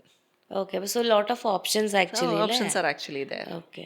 ഇപ്പം നമുക്ക് ഇപ്പം നമ്മുടെ കേരളത്തിലെ ഏറ്റവും കൂടുതൽ ആൾക്കാർ അറിയുന്ന ഒരു ക്യാൻസർ സർവൈവർ എന്ന് പറയണത് നമ്മൾ മറ്റേ മമത മോഹൻദാസ് എന്നൊക്കെ പറയും. അപ്പം ആള് പറയുന്നത് ഞാൻ ഒറ്റയ്ക്ക് ട്രീറ്റ്മെൻറ്റിന് പോവായിരുന്നു, ഭയങ്കര അധികം സ്ട്രോങ് മെൻറ്റാലിറ്റിയോടെ. ലൈഫിൽ എന്ത് വന്നാലും എന്ത് അസുഖം ആയിക്കോട്ടെ നമ്മുടെ മൈൻഡ് സ്ട്രോങ് ആണെങ്കിൽ നമുക്കത് ഡിഫീറ്റ് ചെയ്യാൻ പറ്റും എന്നാണ് എവിടെയോ ഞാൻ പറയുന്നത് കേട്ടിട്ടുണ്ട്. അപ്പോൾ ഇതേപോലെ തന്നെ ഇപ്പോൾ ബ്രസ്റ്റ് ക്യാൻസർ വരുന്ന കുട്ടികൾക്ക് ലോട്ട് ഓഫ് ഇൻസെക്യൂരിറ്റീസ് വന്നിട്ടും കാര്യങ്ങളും മെൻ്റലി അവർ ഡൗൺ ആവുന്നതും കണ്ടിട്ടുണ്ട്. അപ്പോൾ ഈ മെൻ്റലി ഡൗൺ ആക്കാതിരിക്കാനോ അല്ലെങ്കിൽ ഈ ഡിപ്രഷനിലേക്കോ അല്ലെങ്കിൽ ഈ സ്വയമായിട്ടുള്ള ഇൻസെക്യൂരിറ്റിയിലേക്കോ പോകാതിരിക്കാൻ എന്തൊക്കെ നമുക്ക് ചെയ്യാൻ പറ്റും? പൊതുവേ നമുക്ക് പണ്ടൊക്കെയുള്ളൊരു വിചാരമാണ് ക്യാൻസർ വന്നാൽ തീർന്നു, ജീവിതം ഇതോടെ കഴിഞ്ഞു എന്നുള്ളത്. അങ്ങനെ ഒരു വിചാരത്തിൻ്റെ കാലമൊക്കെ കഴിഞ്ഞു. ഇപ്പോൾ you have so many treatment options. പിന്നെ നമുക്കിപ്പം ഗവൺമെൻറ്റായിട്ടായാലും ഒക്കെ ഫിനാൻഷ്യൽ തിങ്സ് വെരി ഇതല്ലേ. അപ്പം നമുക്ക് ഒത്തിരി ചിലവ് ബ്രസ്റ്റ് ക്യാൻസർ ട്രീറ്റ്മെൻറ്റിന് വരുന്നു, നമ്മൾ കടത്തിലേക്ക് പോകുന്നു, അങ്ങനത്തെയൊക്കെ അവസ്ഥ. ഇതൊക്കെയാണ് ഇത്. ക്യാൻസർ ഒരു വഴി, ഫിനാൻഷ്യൽ പ്രോബ്ലംസ് ഒരു വഴി, പിന്നെ ബ്രസ്റ്റ് ക്യാൻസർ ആകുമ്പോൾ നമ്മളുടെ ബ്രസ്റ്റ് പോയി, ഇങ്ങനത്തെയൊക്കെ ഒരുപാട് ഇഷ്യൂസ് ഉണ്ട്. അപ്പോൾ ശരിക്കും അത് പ്രൊഫഷണലി തന്നെ അത് ഹെൽപ്പ് വേണ്ടതാണ്. അപ്പോൾ മിക്ക ക്യാൻസർ സെൻ്ററുകളിലും തന്നെ നമുക്ക് ഓങ്കോ സൈക്കോളജിസ്റ്റുകളുണ്ട്. അപ്പോൾ നമുക്ക് വേണ്ടുന്ന സപ്പോർട്ടും കൗൺസിലിങ്ങും ഒക്കെ തരാനായിട്ട് ഓങ്കോ സൈക്കോളജിസ്റ്റുകളുണ്ട്. പേഷ്യൻ്റ് മാത്രമല്ല, പേഷ്യൻ്റെ ഫാമിലിയെയും അവർ നോക്കും. പിന്നെ സപ്പോർട്ട് ഗ്രൂപ്പുകളുണ്ട്, breast support group, breast survivors ഉള്ള ഗ്രൂപ്പുകളായിരിക്കും, ബ്രസ്റ്റ് ക്യാൻസർ സർവൈവേഴ്സ് ഉള്ള ഗ്രൂപ്പുകൾ. അപ്പോൾ ഈ ബ്രസ്റ്റ് ക്യാൻസർ സപ്പോർട്ട് ഗ്രൂപ്പിലൊക്കെ ചെന്ന് കഴിയുമ്പോൾ ഇത്രയധികം പേര് ക്യാൻസറിനെ അതിജീവിച്ച് ഇത്രയധികം പേര് കാണുന്നത് തന്നെ ഒരു പോസിറ്റിവിറ്റിയാണ്. പിന്നെ നമ്മളുടെ പ്രോബ്ലംസ് ഷെയർ ചെയ്യാൻ പറ്റുന്ന ഇതിൽ കൂടെ കടന്നുപോയ നമ്മളെപ്പോലെ തന്നെയുള്ള ആൾക്കാരെന്ന് പറയുമ്പോൾ വി ഫീൽ ബെറ്റർ. അപ്പം അതൊക്കെ ഇപ്പോൾ പണ്ടൊന്നും അത്രയും സപ്പോർട്ട് ഗ്രൂപ്പുകളൊന്നും കേരളത്തിൽ, പക്ഷേ ഇപ്പോൾ breast cancer support groups, onco psychology, counselling, ഇതൊക്കെ ഇങ്ങനെ പോപ്പുലറായി വരുന്നത് കൊണ്ട് കുറച്ചുകൂടി ഇമോഷണൽ ആൻഡ് മെൻ്റൽ സപ്പോർട്ടിനുള്ള സിസ്റ്റംസ് നമുക്കിപ്പോൾ തുടങ്ങിയിട്ടുണ്ട്. പിന്നെ പൂജ പറഞ്ഞതുപോലെ നമ്മളുടെ മനോബലമാണ് എപ്പോഴും. നമ്മൾ ഡിപ്രസ്ഡ് ആയാൽ തീർന്നു. പക്ഷേ ഇപ്പം പെട്ടെന്ന് ഇന്ന് ക്യാൻസർ എന്ന് പറഞ്ഞാൽ നാളെ മുതൽ നമ്മൾ നോർമൽ ലൈഫ് ലീഡ് ചെയ്യണമെന്ന് തന്നെ നടക്കില്ല. അപ്പം you should give them time, gradually process ചെയ്ത് അത് അഡ്ജസ്റ്റ് ചെയ്ത് വരാനൊക്കെ. പിന്നെ എപ്പോഴും ഞാൻ പറയും, വീട്ടിലെല്ലാവരും അങ്ങ് മരണ വീട് പോലെ ഇരിക്കാതെ you should open up and talk about this, validate the patient's feelings, you should talk to each other. പിന്നെ ഒരു സെൻസ് ഓഫ് നോർമൽസി എപ്പോഴും കൊണ്ടുവരാൻ നോക്കുക. അതായത് എല്ലാ പരിപാടിയും നിർത്തി എല്ലാവരും കൂടെ വീട്ടിൽ കയറി ഇരിക്കാതെ as much as possible normal റുട്ടീനിൽ പോകാൻ നോക്കുക. പക്ഷേ you should also give time for these things. അപ്പം അത് ആ ഒരു പ്രോസസ്സിങ്ങിന് പ്രൊഫഷണൽ ഹെൽപ്പ് കിട്ടുന്നതാണ് എപ്പോഴും നല്ലത്. ഇപ്പം എൻ്റെ ഒരു സുഹൃത്തിന് ഇതേപോലെ ബ്രസ്റ്റ് ക്യാൻസർ വന്നിട്ട് ആളത് ട്രീറ്റ് ചെയ്ത് വളരെ നല്ല ബാലൻസ് ചെയ്ത് പോകുന്ന സമയത്ത് ആൾ ഇതേപോലെ തന്നെ ഭയങ്കര ജോവിയലായിട്ടുള്ള പേഴ്സൺ. അപ്പോൾ ആളോട് സംസാരിക്കുമ്പം പറഞ്ഞു, എനിക്ക് ബ്രസ്റ്റ് ക്യാൻസർ അല്ല പ്രശ്നം ഉണ്ടായിരുന്നത്, ലിംഫെഡിമ എന്ന് പറഞ്ഞിട്ടുള്ള ഒരു കണ്ടീഷനാണെന്ന് പറഞ്ഞു. ഇത് very first time I M hearing that term, lymphoedema. അപ്പം എന്താണ് ആക്ച്വലി ബ്രസ്റ്റ് ക്യാൻസറും ലിംഫെഡിമയും തമ്മിലുള്ള ബന്ധം എന്താണ്? And what is lymphoedema? Lymphoedema എന്ന് പറയുന്നത് നമുക്ക് ശരീരത്തിൽ രക്തം പോകുന്ന ബ്ലഡ് വെസൽസ് അല്ലാണ്ട് തന്നെ ലിംഫ് എന്ന് പറഞ്ഞിട്ടൊരു ഫ്ലൂയിഡ് പോകുന്ന ലിംഫാറ്റിക് ചാനൽസ് കൂടിയുണ്ട്. ഏതൊരു ക്യാൻസർ വരുമ്പോഴും ക്യാൻസർ കോശങ്ങൾ ആദ്യം എത്തുന്നത് നമ്മുടെ ലിംഫാറ്റിക്സ് വഴി ലിംഫ് നോഡ്സിലാണ്. അപ്പോൾ നമ്മൾ ക്യാൻസർ ബാധിച്ച കോശങ്ങൾ നീക്കം ചെയ്യുന്നതിനോടൊപ്പം തന്നെ ഈ ലിംഫ് നോഡ്സ്, കഴലകളുടെ മലയാളത്തിൽ പറയുന്ന ആ ലിംഫ് നോഡ്സ് ബാധിച്ചിട്ടുണ്ടെങ്കിൽ ആ ലിംഫ് നോഡ്സ് നീക്കം ചെയ്യും, അല്ലെങ്കിൽ അവിടുന്ന് സ്പ്രെഡ് ചെയ്യും. അപ്പോൾ ബ്രസ്റ്റിൻ്റെ ലിംഫ് നോഡ്സ് എന്ന് പറയുന്നത് പൊതുവെ ആക്സിലറി ലിംഫ് നോഡ്സ്, നമ്മുടെ കഷത്തിലെ ആംബിറ്റ്സിലെ ലിംഫ് നോഡ്സാണ്. അപ്പോൾ ബ്രസ്റ്റ് ക്യാൻസർ സർജറി ചെയ്യുമ്പോൾ ചില ബ്രസ്റ്റ് ക്യാൻസർ സർജറീസിൽ, വളരെ ഏർലി അല്ലാത്ത ബ്രസ്റ്റ് ക്യാൻസേഴ്സിൽ നമുക്ക് ഈ ലിംഫ് നോഡ്സ്, ആംബിറ്റ്സിലെ ലിംഫ് നോഡ്സ് നീക്കം ചെയ്യേണ്ടി വരും. അപ്പോൾ ആംബിറ്റ്സിലെ ലിംഫ് നോഡ്സ് നീക്കം ചെയ്യുമ്പോൾ നമ്മളുടെ അപ്പുറം കൈകളിലെ ലിംഫാറ്റിക് ചാനൽസ് ബ്ലോക്ക്ഡ് ആവുകയും അവിടെ ലിംഫ് കളക്ട് ചെയ്ത് ലിംഫെഡീമ വരികയും ചെയ്യും. അതാണ് ഈ ലിംഫെഡീമ എന്ന് പറയുന്നത്. ബേസിക്കലി ഏത് സൈഡിലാണോ ക്യാൻസറിൻ്റെ സർജറി ചെയ്തത് ആ സൈഡിലെ കൈക്ക് നീര് വരും. അത് വളരെ പെയിൻഫുൾ ആവാം. പക്ഷേ അത് ആൻറ്റിസിപ്പേറ്റ് ചെയ്യുന്ന പേഷ്യൻസിൽ അതിന് പ്രത്യേക രീതിയിലെ മസാജ് പഠിപ്പിക്കുക, ഫിസിയോതെറാപ്പീസ് പഠിപ്പിക്കുക, അങ്ങനത്തെ കാര്യങ്ങളൊക്കെ സർജൻസും അവിടുത്തെ ഫിസിയോതെറാപ്പിക്കാരും ചെയ്യും. അപ്പം അത് പഠിപ്പിച്ച് വിടും, അത് ചെയ്യണം, എന്ത് എക്സസൈസ് ചെയ്യണം ലിംഫിഡിമ വരാതിരിക്കാൻ, പിന്നെ ആ സ്കിന്നിൽ ഇഞ്ചുറി വരാതെ നോക്കുക, അങ്ങനത്തെ കുറേ പ്രിക്കോഷൻസ് എടുത്തിട്ട്. അതൊരു ഡിസ്ട്രസിങ് സിംറ്റം തന്നെയാണ് ഈ ബ്രസ്റ്റ് ക്യാൻസർ സർജറി കഴിയുമ്പോൾ, പക്ഷേ ഇറ്റ് ക്യാൻ ബി മാനേജ്ഡ്. ഈ ലൈഫ് സ്റ്റൈലും നമ്മുടെ ക്യാൻസറും തമ്മിൽ എത്രത്തോളം ഇൻ്റർ കണക്റ്റഡ് ആണ്? ലൈക്ക് ഇപ്പം പൊതുവേ പറയേണ്ട ഈ ഫാസ്റ്റ് ഫുഡ് കഴിക്കുന്നത്, ഫുഡ് കൾച്ചർ, ഇതെല്ലാം ഇതിനൊരു മാറ്ററാണ് എന്നുള്ളത് മെയിൻലി ബ്രസ്റ്റ് ക്യാൻസറിൽ. എല്ലാ ക്യാൻസേഴ്സിനും ഈ ലൈഫ് സ്റ്റൈൽ, അപ്പോൾ അതാണല്ലോ നമുക്ക് urbanization വരുമ്പോൾ, അപ്പോൾ നമ്മുടെ ബ്രസ്റ്റ് ക്യാൻസർ നോക്കിക്കഴിഞ്ഞ് കഴിഞ്ഞാൽ നമ്മളുടെ വില്ലേജസിലെ ബ്രസ്റ്റ് ക്യാൻസർ റേറ്റ് അല്ല urban റീജിയനിൽ. സിറ്റിയിൽ എപ്പോഴും വളരെ കൂടുതലായിരിക്കും ബ്രസ്റ്റ് ക്യാൻസർ. അപ്പോൾ ആ ഫുഡ് കൾച്ചറിൻ്റെ ഒരു വ്യത്യാസം തന്നെയാണ്. നമ്മളുടെ ഫുഡിലെ ഫൈബർ കണ്ടൻറ്റ് കുറയുന്നു, പ്രോസസ്ഡ് ഫുഡും ultra processed food, processed meet, ഇതൊക്കെ കൂടുന്നത് നമ്മളുടെ ശരീരത്തിൽ ഫ്രീ റാഡിക്കൽസ് എന്നൊക്കെ പറയും, സെല്ലിന് ഇഞ്ചുറി വരുത്താവുന്ന രീതിയിലെ കുറച്ച് സബ്സ്റ്റൻസസ് ഉണ്ടാക്കും. അങ്ങനെ സെല്ല് ഇഞ്ചുറി വരുന്നു, ആ സെല്ലുകൾ ക്യാൻസറസായി മാറുന്നു എന്നുള്ളതാണ്. അപ്പോൾ food has a big role. പക്ഷേ എപ്പോഴും നമ്മൾ ആലോചിക്കണം ഈ ഹെൽത്തി ഈറ്റിംഗ്, അതായത് ഈ പ്രോസസ്ഡ് ഫുഡൊക്കെ കുറയ്ക്കാൻ. നമ്മളിപ്പോൾ പൊതുവെ ഇപ്പോൾ വണ്ണം കുറയ്ക്കാൻ നമ്മൾ പറയുന്ന ഡയറ്റ്, അല്ലെങ്കിൽ ഹെൽത്തി ഡയറ്റ് നമ്മൾ പറയുന്ന ഫൈബർ റിച്ച് ഫുഡ്, ഫാറ്റ് കുറഞ്ഞ ഫൈബർ റിച്ച് ആയിട്ടുള്ള അങ്ങനത്തെ ഫുഡ് തന്നെയാണ് നമ്മൾ ക്യാൻസർ പ്രിവെൻഷന് ഏറ്റവും നല്ലത്. അപ്പോൾ ചില ആൾക്കാർ പറയും മരുന്നടിച്ച പച്ചക്കറി കഴിക്കുന്നത് കൊണ്ടാണ്. പക്ഷേ ഈ മരുന്നടിച്ച പച്ചക്കറി, പെസ്റ്റിസൈഡ്, അങ്ങനത്തെ ഒക്കെ സംഭവങ്ങളെക്കാളും എനിക്കെപ്പോഴും തോന്നുക, സ്റ്റഡീസ് നോക്കിക്കഴിഞ്ഞ് കഴിഞ്ഞാൽ ഇത് കാരണം ഉള്ള ബ്രസ്റ്റ് ക്യാൻസറിനേക്കാളും the type of food we eat, fibre കുറഞ്ഞ ഫുഡ് കഴിക്കുന്നത്, ഫാറ്റ് കണ്ടൻറ്റ് കൂടുതലുള്ള ഫുഡ് കഴിക്കുന്നത്, ഈ അൾട്രാ പ്രോസസ് ഫുഡ് കഴിക്കുന്നത്, ഇതൊക്കെയാണ് ക്യാൻസറിന് കൂടുതൽ കാരണമാകുന്നത്. ഞാൻ പലപ്പോഴും കണ്ടിട്ട് ഇപ്പം നമ്മൾ ഈ പറയുന്ന ഈ പ്രോസസ്ഡ് ഇപ്പോൾ കപ്പ് നൂഡിൽസിലായാലും പറഞ്ഞ മാഗി, ബ്രാൻഡ് എടുത്ത് പറയല്ല, ബട്ട് സ്റ്റിൽ അതിൻ്റെ ആക്ച്വലി പിന്നിൽ എഴുതിയിട്ടുണ്ട് like may be it's like cancerous ആയിട്ടുള്ള അങ്ങനെ എന്തോ ആക്ച്വലി എഴുതിയിട്ടുണ്ട്, ഇങ്ങനത്തെ കണ്ടൻസ് ഉണ്ടായേക്കാം എന്നൊക്കെ പറഞ്ഞിട്ട്. ഞാനത് ഏതോ റീൽ കണ്ടിട്ട് ഇതിങ്ങനെ ആക്ച്വലി നിങ്ങളിത് എഴുതിയിട്ടുണ്ട് എന്നൊക്കെ ഉള്ള സാധനം ഓവറായിട്ട്. ഇപ്പം നമുക്ക് ഒന്നോ ഇപ്പോൾ മാസത്തിലൊരിക്കലൊക്കെ നമ്മൾ ഈ പ്രോസസ്ഡ് ഫുഡ് അല്ലെങ്കിൽ എന്തെങ്കിലും നമുക്കൊരു പെട്ടെന്നൊരു സ്ഥലത്തേക്ക് പോകുമ്പോഴോ കഴിക്കുന്ന പോലെ അല്ലാതെ ഇപ്പോൾ ഡെയിലി നമ്മളിപ്പം ഇതേപോലെ കൺസെപ്ഷൻ ചെയ്യാണ് ഈ കപ്പ് നൂഡിൽസ് മറ്റേത് മറിച്ചത്, അങ്ങനെ പ്രിസർവേറ്റീവ്. ഫൈൻ. പക്ഷെ ഇത് മാത്രമാകുമ്പോഴാണ് പ്രശ്നം. ഈ പ്രോസസ്ഡ് മീറ്റ് എന്നൊക്കെ പറയുമ്പോൾ നമ്മളെ സോസേജസ് അങ്ങനത്തെ സാധനങ്ങളൊക്കെയാണ് ഈ പ്രോസസ്ഡ് മീറ്റ് എന്ന് പറയുന്നത്. അതൊക്കെ once in a while it is fine. നമ്മളുടെ നാട്ടിലിപ്പോൾ ആൾക്കാരുടെ വിചാരം എന്ന് പറഞ്ഞു കഴിഞ്ഞാൽ ചിക്കനാണ് ഏറ്റവും വലിയ പ്രശ്നം, അല്ലേ? ഹോർമോൺ ഉണ്ട് ചിക്കന്. പല അമ്മമാരും പറയും, ഇപ്പോൾ ഫൈബർ അഡിനോമയായിട്ടൊക്കെ ചിലപ്പോൾ ചില ടീനേജ് ഗേൾസൊക്കെ വരുമ്പോൾ അമ്മമാർ പറയും ഇവിടെ എപ്പോഴും ചിക്കൻ കഴിപ്പോൾ. അപ്പോഴേ ഞാൻ ഓർത്തു പറയാം, ആക്ച്വലി ചിക്കൻ ഇസ് ഫൈൻ. ചിക്കനിൽ ഹോർമോൺ കൊത്തിവെച്ചിട്ടുണ്ട്. Those are all misconceptions. നമുക്കുള്ള പ്രോട്ടീനിൽ actually fish and chicken are the good proteins. Chicken lean പ്രോട്ടീനാണ്. റെഡ് മീറ്റ്, ബീഫ്, മട്ടനൊക്കെയാണ് നമുക്ക് പ്രശ്നമാവുക. അതൊക്കെയാണ് ക്യാൻസർ റിസ്ക് കൂട്ടുക. Chicken is actually okay. പക്ഷേ ഈ സ്കെയർ മോങ്ങറിങ് കാരണം ആൾക്കാർ ചിക്കൻ കൊടുക്കില്ല കുട്ടികൾക്ക്. അപ്പോൾ അങ്ങനത്തെയൊക്കെ പ്രശ്നങ്ങൾ ഒരുപാട് നമ്മളുടെ ഫുഡ് ഹാബിറ്റ്സിൽ വരുന്നുണ്ട് ഇപ്പോൾ. ഇപ്പം അതേപോലെ തന്നെ ഞാൻ കേട്ടിട്ടുള്ളൊരു കാര്യമാണ് ഡിയോഡ്രൻസ് എന്ന് പറയുന്ന ഡിയോഡ്രൻറ്റ് യൂസ് ചെയ്ത് കഴിഞ്ഞ് കഴിഞ്ഞാൽ ബ്രസ്റ്റ് ക്യാൻസർ വരാൻ ചാൻസ് ഉണ്ടെന്ന് പറഞ്ഞിട്ട്. Is it true? നമുക്കിങ്ങനെ കുറേ സംഭവങ്ങൾ ആൾക്കാർ പറയും. ആക്ച്വലി ഇതിലൊന്നും ഒരു കാര്യമില്ല.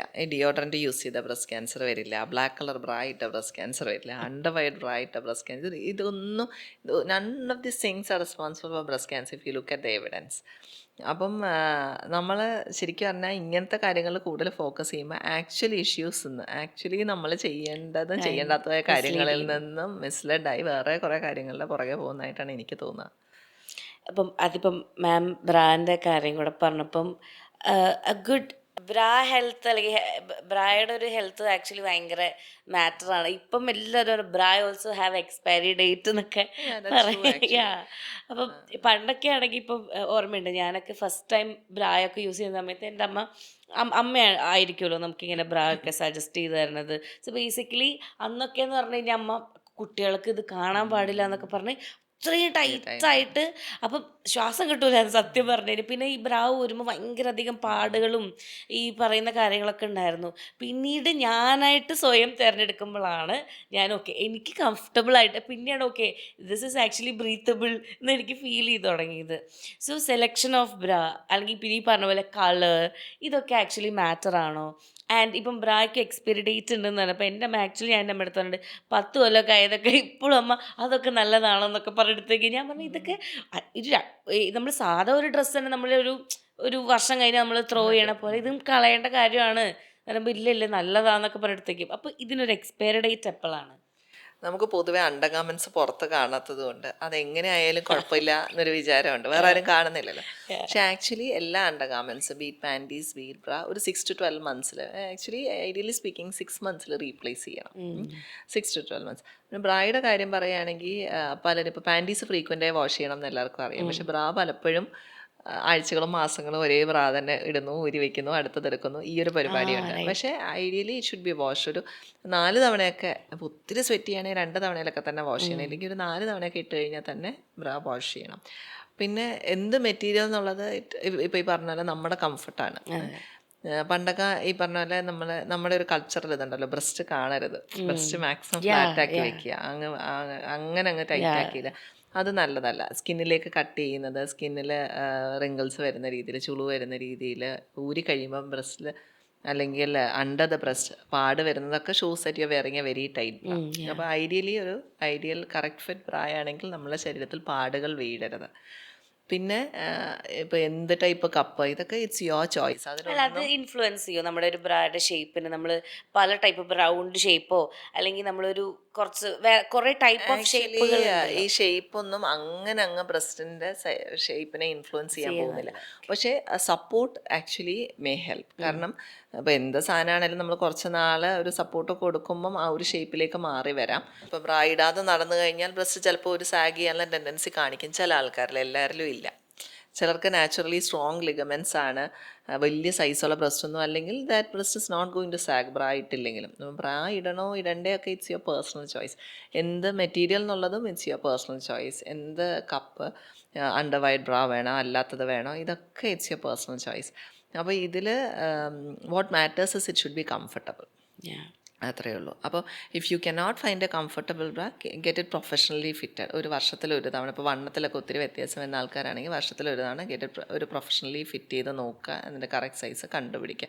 Because it stays with you, it's part of your body, you take it's there with you always. അപ്പോൾ അത് വളരെ ഇമ്പോർട്ടൻ്റ് ആണ്. It can affect your posture actually. നമ്മൾ ഒത്തിരി ടൈറ്റായിട്ടുള്ള ബ്രാ ഇട്ട് കഴിഞ്ഞാൽ നമ്മൾ ചിലപ്പം അതിനകത്തോട്ടൊന്ന് അഡ്ജസ്റ്റ് ചെയ്തിരിക്കാൻ വേണ്ടിയിട്ട് നമ്മളിങ്ങനെ സ്ലൗച്ച് ചെയ്ത് കൂടിയിരിക്കാം. പിന്നെ നമുക്ക് സ്കിൻ ഇഷ്യൂസ് വരാം ആക്ച്വലി. നമ്മൾ ഒത്തിരി ടൈറ്റായിട്ടുള്ള ഇട്ട് കഴിഞ്ഞാൽ സ്വെറ്റും ഓയിലും ഒക്കെ നിന്ന് ഡെഡ് സ്കിൻ സെൽസ് ഒക്കെ നിന്നിട്ട് സ്കിന്നിൽ ഇൻഫെക്ഷൻസ് റെക്കറൻ്റ് ആയിട്ട് വരാം, ഫംഗൽ ഇൻഫെക്ഷൻസ്. നമ്മൾ ഒത്തിരി പേരെ അങ്ങനെയൊക്കെ കാണാറുണ്ട്. അപ്പോൾ അങ്ങനെയൊക്കെ ഒരു ഒത്തിരി സ്വെറ്റൊക്കെ ചെയ്യുന്ന ആൾക്കാർ മേ ബി കോട്ടൺ അങ്ങനത്തെ ലാറ്റക്സിനൊക്കെ പോയി കഴിഞ്ഞാൽ ചിലപ്പോൾ പെട്ടെന്ന് ഇൻഫെക്ഷൻസ് വരാൻ സാധ്യതയുണ്ട്. അപ്പോൾ അതൊക്കെ അനുസരിച്ചിട്ട് മെറ്റീരിയൽ ചൂസ് ചെയ്യുക എന്നുള്ളതേ ഉള്ളൂ. ഇപ്പം ഇപ്പം കുറച്ചുകൂടെ ബിഗ് ബ്രസ്റ്റ് ഉള്ള ആൾക്കാർ ഇപ്പം ഈ ബാക്ക് ഭയങ്കര സ്ട്രെസ്സ് ബാക്ക് പെയിൻ വരുന്ന ആൾക്കാരെ കണ്ടിട്ടുണ്ട്. കാരണം ബ്രസ്റ്റ് വലുതായതുകൊണ്ട് തന്നെ. അപ്പം അതുപോലെ തന്നെ ബ്രസ്റ്റ് ഇവിടെ വെയിറ്റ് കൂടുന്തോറും ഈ ബോഡി പോസ്റ്റർ ലൈക്ക് ഇങ്ങനെ പോകുന്നതും കണ്ടിട്ടുണ്ട്. അപ്പോൾ ഇത് ഒരു വേ എന്ന് പറഞ്ഞാൽ നമ്മൾ ബേബി എക്സസൈസ് ചെയ്തിട്ട് സൈസ് കുറയ്ക്കുക എന്നുള്ളതും, അതല്ലാതെ ഇപ്പം ഈ ബ്രസ്റ്റിൻ്റെ വെയിറ്റ് കൊണ്ട് ബാക്ക് പെയിനും ഈ ലീനിങ് ഇത് വരുന്ന എന്തെങ്കിലും എക്സസൈസോ അല്ലെങ്കിൽ വേറെ എന്തെങ്കിലും ട്രീറ്റ്മെൻറ്റോ അങ്ങനെ എന്തെങ്കിലും ഉണ്ടോ? എക്സസൈസ് കൊണ്ട് വലിയൊരു മാറ്റം വരുമോ എന്നുള്ള സംശയമാണ്. ഇപ്പോൾ ഈ പറഞ്ഞ പോലെ ഹെവി ബ്രസ്റ്റ് ഫിസിക്കൽ പ്രോബ്ലംസ് ഉണ്ടാക്കാം, neck pain, back pain, shoulder pain ഒക്കെ ഉണ്ടാക്കാം. മേ ബി ഒരു good supportive bra may bring some changes. പക്ഷെ ചില കുട്ടികൾക്ക് നല്ല ബുദ്ധിമുട്ട് തന്നെ ഉണ്ടാവും. ഈ പറഞ്ഞ പോലെ ബാക്ക് പെയിൻ, ഷോൾഡർ പെയിൻ നല്ലോണം ട്രബിൾ ചെയ്യുന്ന കുട്ടികളുണ്ടാവും. മാക്രോമാസ്റ്റിയ എന്നൊക്കെ പറയും, ബ്രസ്റ്റിൻ്റെ സൈസ് വളരെ കൂടുതലുള്ള കുട്ടികളുണ്ടാവും. അവർക്കൊക്കെ ശരിക്കും പറഞ്ഞാൽ റിഡക്ഷൻ സർജറീസ്, ബ്രസ്റ്റിൻ്റെ സൈസ് കുറയ്ക്കാനുള്ള സർജറീസിനെ പറ്റി ആലോചിക്കുന്നതിൽ തെറ്റില്ല എന്ന് തന്നെ ഞാൻ പറയും. പ്ലാസ്റ്റിക് സർജൻസ് ആണ് അത് ചെയ്യുക. You have A discussion with a plastic surgeon and go for it. അതാണ് അതിൻ്റെ മെഡിക്കൽ ഇൻഡിക്കേഷൻ. ഈ ബ്രസ്റ്റ് റിഡക്ഷൻ സർജറീസിൻ്റെ മെഡിക്കൽ ഇൻഡിക്കേഷൻ തന്നെ അതാണ്. ഓക്കെ. ഇപ്പം ഒരു പ്രഗ്നൻ്റ് ലേഡി എങ്ങനെയായിരിക്കും ഒരു ബ്രാ ചൂസ് ചെയ്യേണ്ടത്? കാരണം ആ ഒരു സമയത്തായിരിക്കും ഏറ്റവും കൂടുതൽ നമ്മുടെ ബോഡിയിൽ ചിലപ്പോൾ അന്ന് ഒരു ചെറിയ ഒരു ബ്രസ്റ്റ് ഉള്ള ഒരാൾക്ക് പിന്നീട് അതൊരു 9th മന്തൊക്കെ ആകുമ്പോഴേക്ക് ചിലപ്പം വലിയൊരു ബ്രസ്റ്റിലേക്ക് പോയേക്കാം. അപ്പോൾ എങ്ങനെയാണ് ആ ബ്രാൻ്റെ സെലക്ഷൻ ആയാലും ആ ഒരു മൊത്തത്തിലുള്ള എങ്ങനെയാണ് അത് നമുക്ക് സെലക്ട് ചെയ്യേണ്ടത്? പ്രഗ്നൻസിയിൽ അങ്ങനെ സ്പെഷ്യൽ ടൈപ്പ് ഓഫ് ബ്രാ അങ്ങനൊന്നും ഇല്ല. പക്ഷേ ബ്രസ്റ്റ് വലുതാവും. ചിലപ്പോൾ ചില ആൾക്കാർക്ക് ഒരു 1-2 മാസം ആകുമ്പോൾ തന്നെ ബ്രസ്റ്റിൽ ചേഞ്ചസ് വന്നു തുടങ്ങും. നമ്മൾ ഓൾറെഡി ഇട്ടിരുന്ന ബ്രാ സൈസിൽ നിന്നും സൈസ് കൂടും. അപ്പോൾ അങ്ങനെ വരുമ്പോൾ പുതിയ ബ്രാ വാങ്ങിക്കുക തന്നെ വേണം. നമ്മളതിൽ പിശുക്കിയിട്ട് കാര്യമില്ല. അത് കൂടുതൽ ഡിസ്കംഫർട്ട് ആവും. കാരണം പ്രഗ്നൻസിയിൽ your breast become very sensitive. ഈ ഹോർമോണൽ ഇൻഫ്ലുവൻസ് കാരണം തൊടുമ്പോൾ വേദന, നിപ്പിൾസിൽ പെയിൻ, അങ്ങനെയൊക്കെ ആകെ മൊത്തം ബ്രസ്റ്റിന് ഡിസ്കംഫർട്ട് ഉള്ളൊരു സമയമാണ്. അപ്പം കറക്റ്റ് സൈസ് ബ്രായും കൂടെ അല്ലെങ്കിൽ ഇറ്റ് ക്യാൻ ബിക്കം പ്രോബ്ലമാറ്റിക്. അപ്പം you have to invest in a good bra. അത് ചിലപ്പോൾ ചില ആൾക്കാർക്ക് ഒരു സൈസിൽ വ്യത്യാസം വരുത്തിയാൽ ചിലപ്പോൾ നമുക്ക് ടേം വരെ ഡെലിവറി വരെയൊക്കെ ആ സൈസ് കൊണ്ടുപോകും. ചില ആൾക്കാർക്ക് ചിലപ്പോൾ 3 മാസം കൂടുമ്പോഴൊക്കെ മാറ്റേണ്ടി വരും. പിന്നെയും വലുതാവുന്നതനുസരിച്ച് you have to do that. ഇല്ലെങ്കിൽ നമ്മൾ വെറുതെ ബുദ്ധിമുട്ടിക്കൊണ്ടേയിരിക്കും.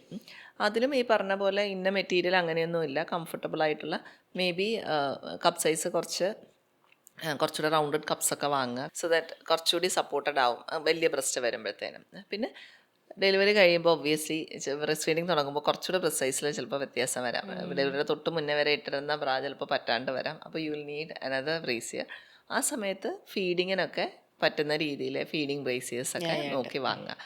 അപ്പം അതിലൊന്നും നമ്മൾ പിശുക്കിയിട്ടോ ഒന്നും കാര്യമില്ല, വിഷമിച്ചിട്ടും കാര്യമില്ല. ഞാൻ ഇടയ്ക്കിടയ്ക്ക് പൈസ കളയേണ്ടി വരുന്നു എന്ന്. You have to invest in a good price. അല്ലെങ്കിൽ പിന്നെ ഇനി അതിൻ്റെ ബുദ്ധിമുട്ടും കൂടിയാകും.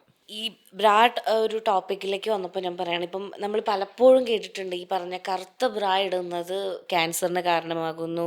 അതേപോലെ ഇപ്പം നമ്മൾ ഒരു ബ്രാ ഇപ്പം 2 ദിവസം വാഷ് ചെയ്യാണ്ടൊക്കെ ഇടുന്നതൊക്കെയാണ് ഇതെങ്കിൽ അത് ക്യാൻസറിന് ഇതാകുന്നു. ടൈറ്റ് ബ്രാ ഇടുമ്പോൾ ഇതാകുന്നു. ഇനി പുഷപ്പ് ബ്രാ ഇടുന്നത് കൊണ്ട് എന്താ പറയുക ക്യാൻസർ വരുന്നു, ബ്രസ്റ്റ് ക്യാൻസർ വരുന്നു. അപ്പം ഇതൊക്കെ ശരിയാണോ? ഇതൊക്കെ ഒരു മിത്താണോ? അല്ലെങ്കിൽ ഇതിനൊക്കെ ഒരു ഫാക്റ്റ് ഉണ്ടോ? ആക്ച്വലി ബ്രായും ക്യാൻസറുമായി ഒരു ബന്ധവുമില്ല. ഇപ്പം നിങ്ങൾ ഏത് കളറിലെ ബ്രാ ഇട്ടാലും, കറുത്ത കളറിലെ ബ്രാ ഇട്ടാലും വെളുത്ത കളറിലെ ബ്രാ ഇട്ടാലും അതും ക്യാൻസറുമായി യാതൊരു ബന്ധവുമില്ല.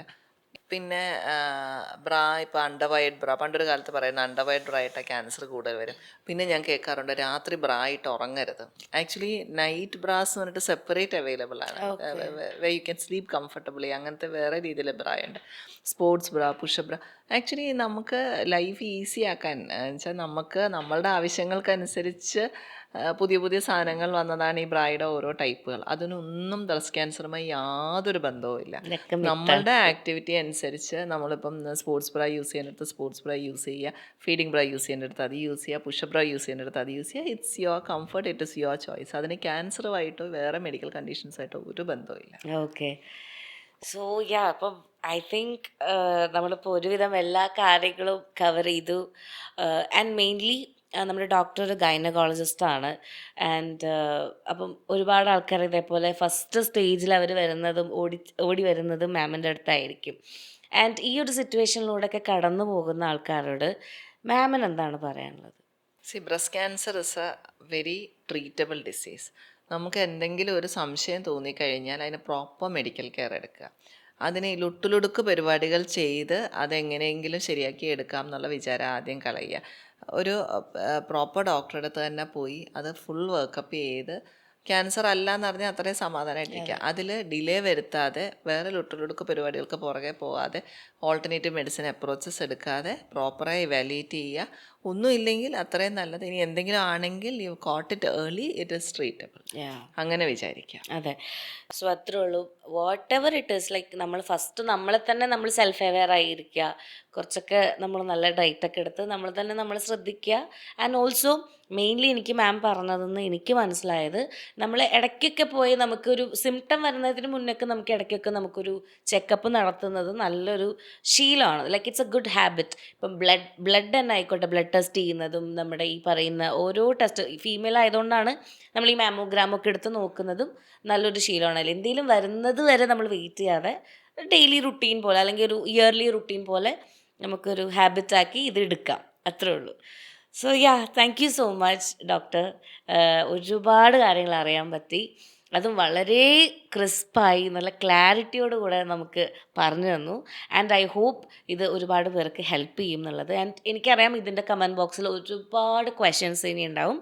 നമുക്ക് ഇനിയൊരു പാർട്ട് ചെയ്യേണ്ടി വന്നു കഴിഞ്ഞാൽ ഉറപ്പായിട്ടും ചെയ്യുന്നതായിരിക്കും. So thank you so much. So yeah, that's it. Let's pink it.